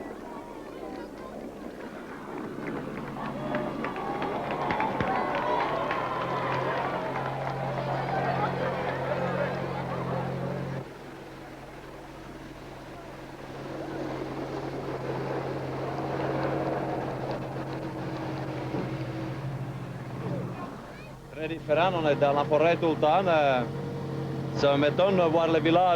Vatanen explaining in French that it was a great stage for him. He was told to go ahead of Lartigue and clear the way. They didn't want the rally leader to be hitting the green hell first. And Vatanen says that, in fact, at some point you almost needed a chainsaw to get through. But the Finn has competed in all sorts of motorsport events in the past, and a bit of greenery never gets in his way. The Mitsubishis hit the water.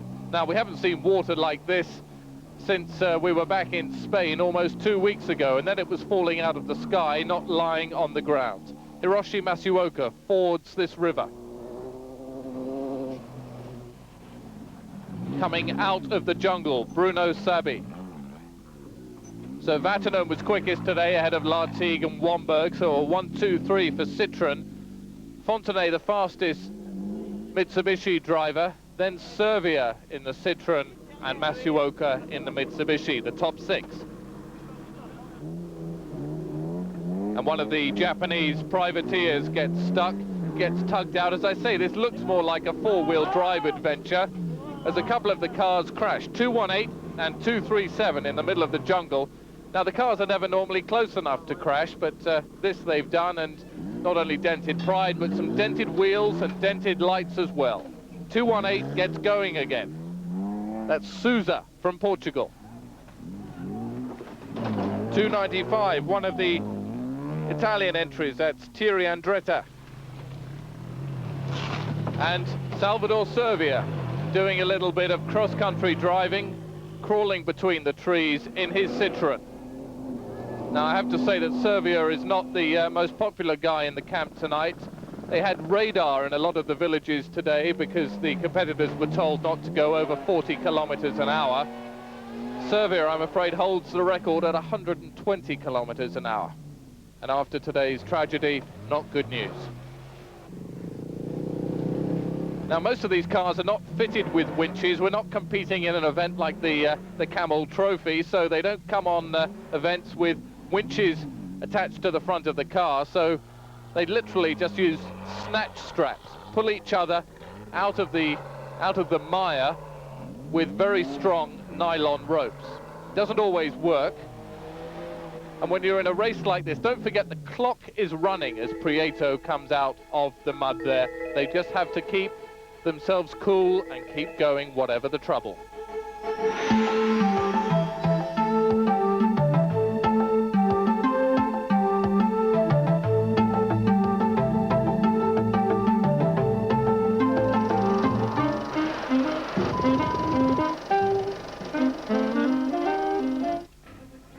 Well, for some of us, we don't cross the Sahara or West Africa by car. We hop ahead of the event every day in a fleet, a squadron of aeroplanes. This year is the regulation of the air traffic control on the whole rally to Grenada, Dakar. We have 23 aircraft is flying for us and 9 helicopters. So Jean-Claude Santero, whose job it is to coordinate the 23 planes and 9 helicopters, tells us that this event really is as competitive for the pilots as it is for anybody else. Too big aircraft for this rally now. You are in left-hand downwind? Left-hand base leg? And not all the runways we land at are nice and concreted. In El Moretti, it was deep sand and deep trouble.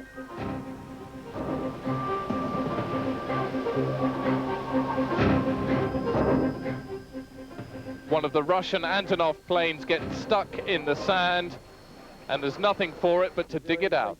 Because it's a very different job with the line. The line is very easy, but here it's very difficult because the country is different, the job is very different, and the control is very different, and it's not easy for the pilot. And this is our plane, the SAF Air C-130 Hercules. An F-27 from Germany. The airfields as such, you know, are not what you expect them to be. You have to fly over them, check them out first, because quite often you find animals crossing the runway and stuff like that. And also the runways, you know, sometimes they appear to be a lot harder than they actually are. And we had one instance like El Moretti, where after the first couple of aircraft landed, the runway started breaking up.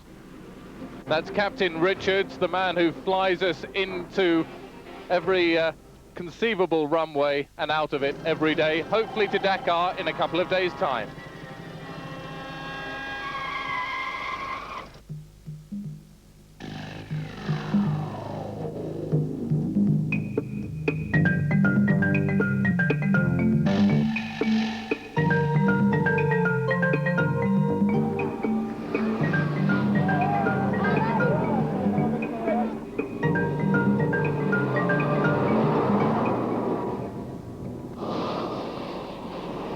Well, today's stage started off fairly open, fairly dusty and fairly fast.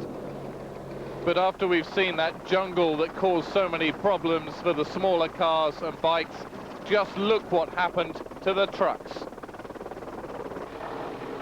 The going got so bad that after the first 15 cars had been through, a truck got stuck in the mud and no one could make their way through the jungle. So everybody after the first 15 cars got the same time as that 15th vehicle. They did what they call a neutralization. They neutralized the time, so basically everybody below that 15th car gets the same time as that 15th position. Complicated maybe, but basically those who thought they were going to get in trouble with penalties for arriving so late this afternoon, for instance the Hummers, they've arrived with maximum penalties 3 times already on this rally. 2 more times and they're out of the event, and they thought today was going to be very difficult for them, and it would have meant starting tomorrow needing to arrive in Tambacounda without any penalties at all. So the pressure off the American Hummer team a little bit. Still the Tatras though and the Kamazes leading at the front. Now big is not always best, and although they can cross the rivers without too many problems, the deep mud holes causing a lot of trouble for the trucks. That's the reason for stopping the rally halfway through this afternoon, and everyone will arrive in Labé together. And this is a shot from earlier on today before they stopped the stage.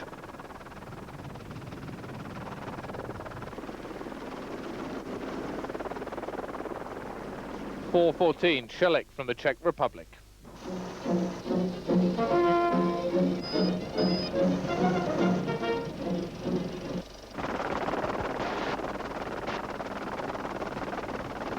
Well, as we talked earlier on, the incident on the stage today was a tragedy,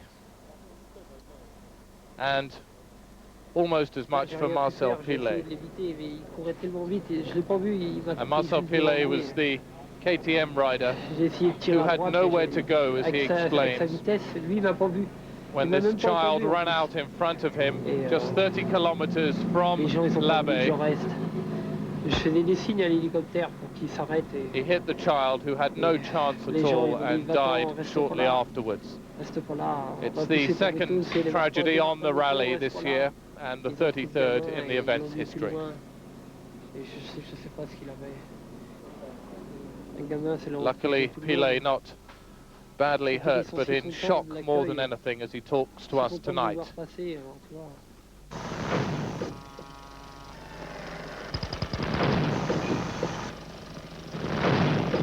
Motorbike 7? Yeah. Is there? 7? Yeah. No, okay, no problem. Okay, bye-bye. Well, the biggest name to drop out yesterday was Davide Trolli, the Italian star who's based in California now. His bike broke down and he hitched a ride into Labé in a truck, but his team didn't know where he was. The Kajiva rider seemed to have disappeared off the face of the earth, and they stopped everyone coming into l'Abbé last night to try and find out where he was. And once they'd finally located the Italian, he explained exactly what happened. He said that his bike was being pushed that little bit too hard. He was being that little bit too aggressive after almost 2 weeks on the road, and the engine let go. He said he abandoned his rally in the middle of a village, and he didn't know what to do, so he left the bike where it was, hitched a ride on the first truck to come through, and found his way to l'Abbé.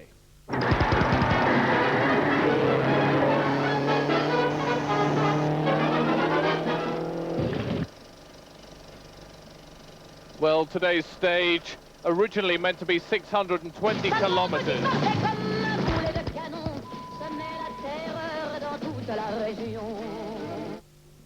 But in fact, after yesterday's green hell, the organizers decided to chop it down to 272 kilometers, also to avoid some villages. Yesterday, a child died under the front wheel of a motorbike on the rally, and they decided to cut down the number of villages we went through today.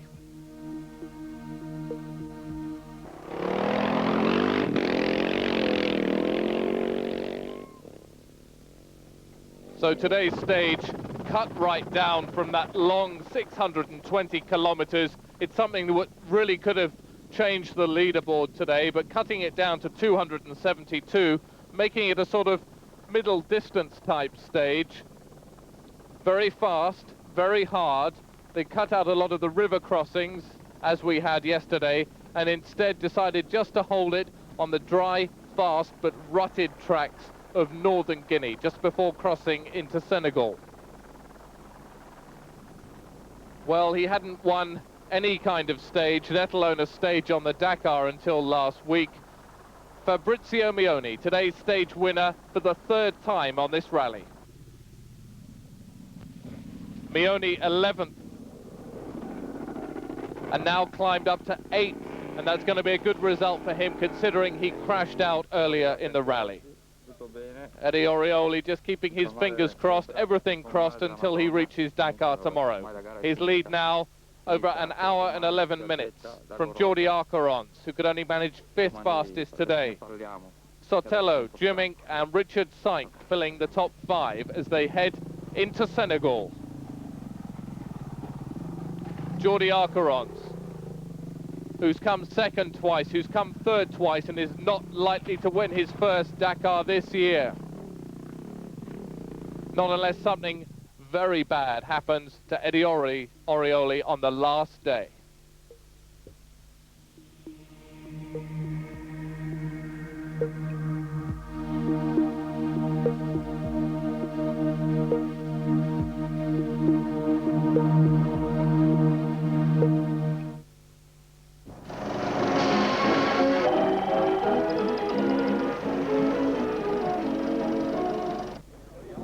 Well, the Americans have made it to the Granada Dakar this year. They've come with 2 Hummers, and whilst the Hummers are out racing, their 3 mechanics have a chance to relax during the day, waiting for the work at night.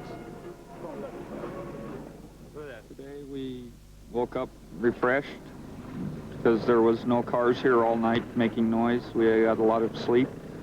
But then the waiting begins, and the waiting is terrible. It is very hard, I think, for the drivers to drive all day and all night, but it is just as equally hard for the mechanics who sit and wait with nothing to do and wonder where your car might be. Is it broken? Is it still running? That's John Herman, who's race mechanic for Rod Hall, the winner of the Baja 1000, who's competing in one of the cars. All the time we wait. This is the rally of waiting. And I don't have a book. John brought a CD player. I didn't bring anything. What I did bring was some tents that are small and black. We call them our coffin tents because that's what they look like. They're single person, and you can't lay in them during the day. We do a lot of sleeping in the day because we wait. and you die from the heat. That's Jason French, whose stepfather, Tom Womberg, is racing.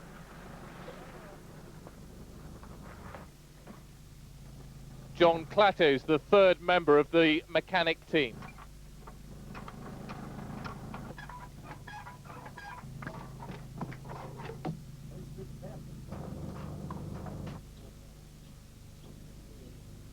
The conditions here are much worse. You know, you don't have a nice shop, a nice garage to work out of. You have to work in the sand, and maybe you drop something in the sand that you did not want to.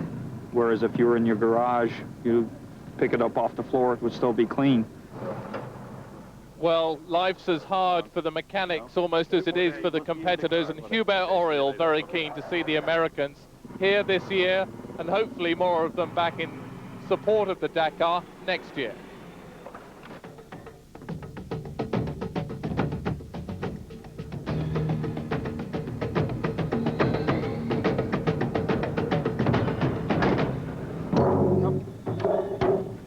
Coming out? Okay. See you later. Est-ce que un peu plus de 200 km suffisent à reprendre le retard que vous avez sur Fontenay, d'après vous? No, même pas Vatanen, c'est pas assez long. Well, Ari Vatanen, today's stage winner, the last long stage on the Dakar, but it's not enough for the Finn to catch his teammate, Pierre Lartigue. Instead, he had a bit of a battle with Jean-Pierre Fontenay today, the Mitsubishi driver. Vatanen quickest by 4 minutes, 50 seconds from Fontenay. And I think all the drivers, as they say here, would like a longer stage, but that's the way it goes. It's going to be very difficult to catch Lartigue, as it has been for the last 10 days.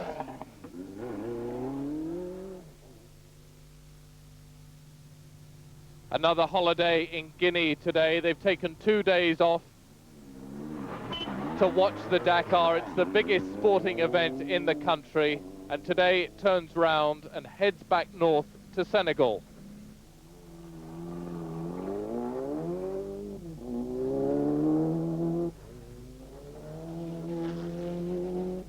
And the crowd's very well behaved, keeping a definite distance away from the cars, especially after yesterday's tragic accident.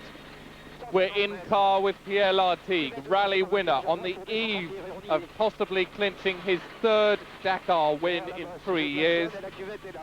Very close to getting his hat-trick. He's a minute ahead of his teammates on the road today, and over an hour and 10 minutes ahead of Womberg in the classification with just 1 day to go. Not all today's stage fast, a lot of it bumpy as well. Punctures a big problem, and on average each car suffered at least one today.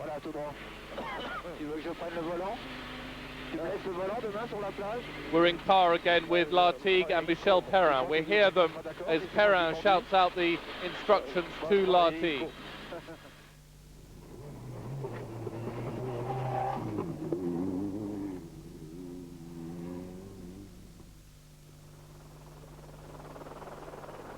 And deep in the Guinean jungle, still a few trees, but luckily for the drivers, no water today. Tomorrow's stage, incidentally, will be on the beach. There's a long liaison stage, which means they won't be timed. They'll follow the asphalt out of Tambacounda up to Dakar, and then a last blast along the beach. And Michel Perrin was saying just now, how about letting me drive Pierre to the finish? Now, there's no way Lartigue's going to let him do that, not when his third victory is within sight and almost in his hands. So Vatanen quickest, Fontenay here second fastest in his Mitsubishi, and Fontenay very much aware that Vatanen is on his tail. Only 10 minutes separating the two cars overall at the end of today's stage. If Fontenay has any problem tomorrow, Vatanen will pass and will take third place on the Dakar.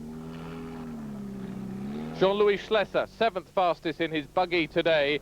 Not prime buggy racing conditions today, but Schlesser doing very well to keep up with the Mitsubishis and the Citroens.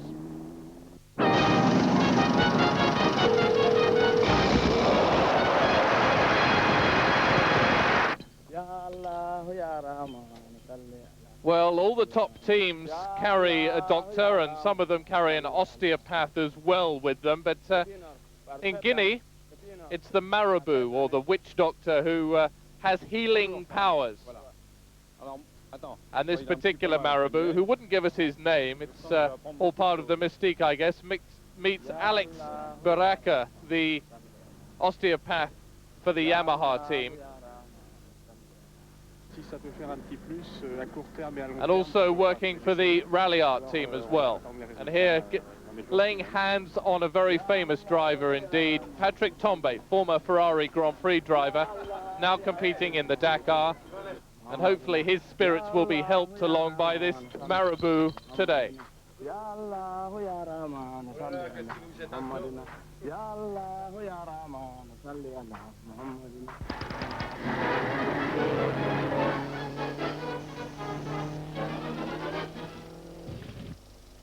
Today's stage from Tambacounda west through Senegal for the final fling along the beach.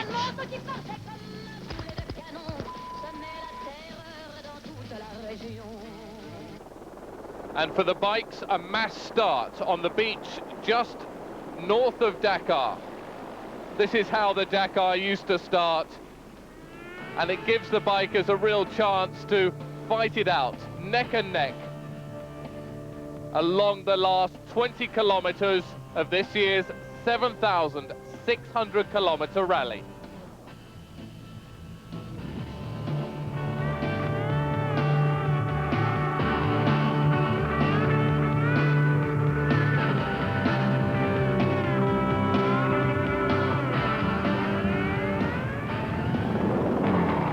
Fastest on today's stage, Jordi Arcarons of Spain. Arcarons, the man incapable, it seems, of winning this event. He's come second twice and come third twice as well before this year's rally, and heading to a second place. When will he win the Dakar? Arcarons fastest on today's short stage, followed by Mioni, Gallardo, Chiesa and Pile.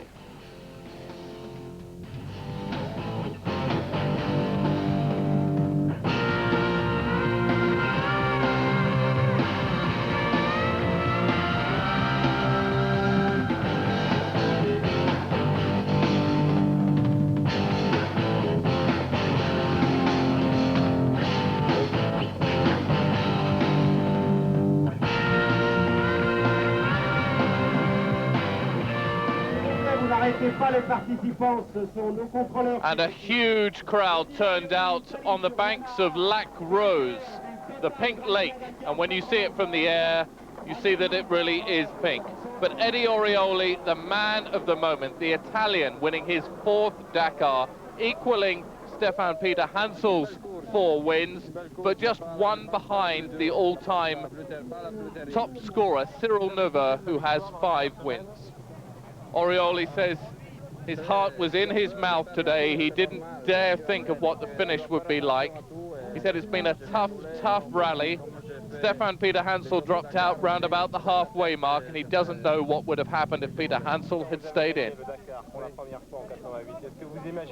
Jordi Arcarons, though, just doesn't know what he can do to win the Dakar. He said he'll be back, but second again for the Spaniard. And Sotelo was third. The first Frenchman up onto the ramp this afternoon, Richard Saint, followed by Schilcher from Germany. And the rest of the 50 or so bikes that finished this year's rally, one of the toughest on record, only a third of all entrants reaching Dakar. Hubert Auriol, the rally organizer, kisses Andrea Meyer. We made it.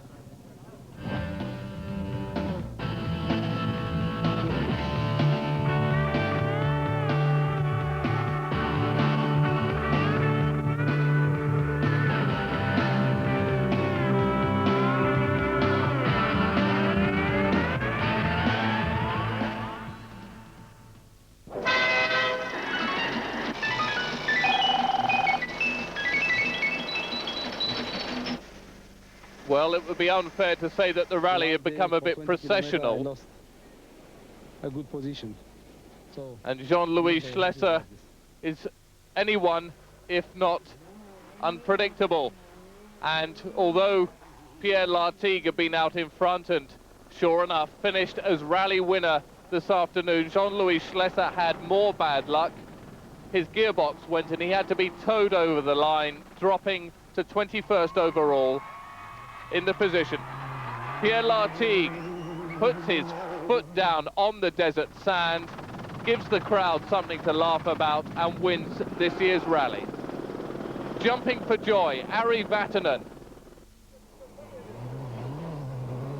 Third place, Jean-Pierre Fontenay, the fastest of the Mitsubishis and the only Mitsubishi in the top three, behind Lartigue and Vomberg. There's Lartigue. That's the view along the Atlantic coast of Senegal.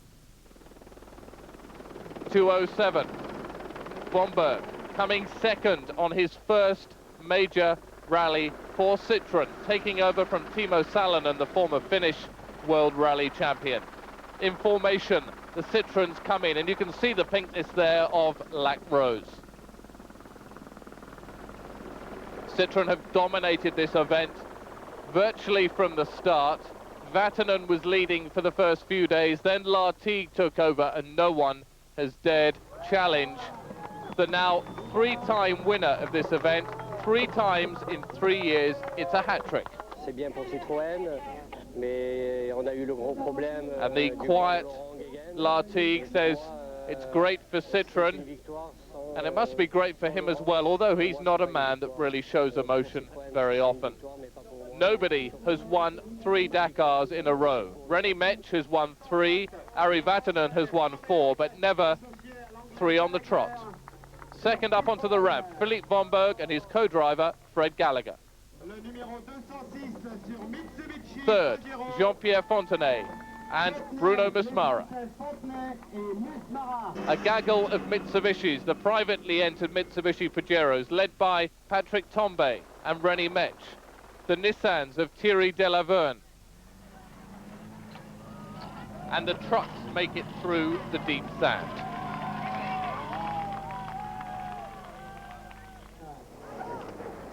Delaverne makes it into Dakar. Bien terminé, 9e, première camionnette, on est content. Premier T2 encore plus, devant tous les... Delaverne not had the best rally of his career. C'était l'objectif, on est ravis. On a eu un petit souci majeur là sur... Ending up 9th after having an accident just a few days ago. Comes in first in the T2 class, slightly less powerful than the T1s.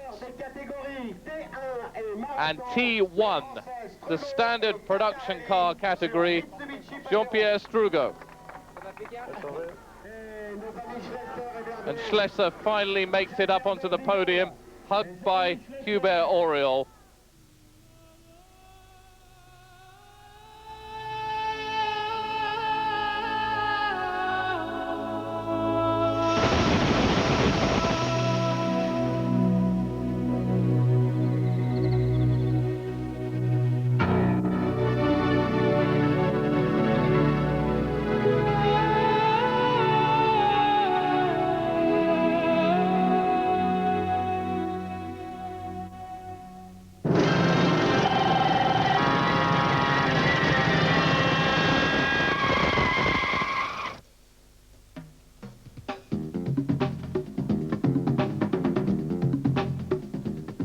Well, who'd have thought that the fastest truck in the rally would finish 15th overall? Well, it's definitely not number 436. Instead, it's 402. Moscovici, Kuzimin, and in their Kamaz. So the Russians beat the Czechs. The Kamazes beat the Tatras. And very close behind, Karol Lofrace, the fastest of the Tatra drivers. Just over 15 minutes behind Moscovici. A very close race for the trucks and up there amongst the faster cars. They are the mammoths of this marathon rally. They go faster than many bikes. They go faster than most cars. And very rarely do they break down. and the Russians celebrate with some champagne on the beach at Dakar.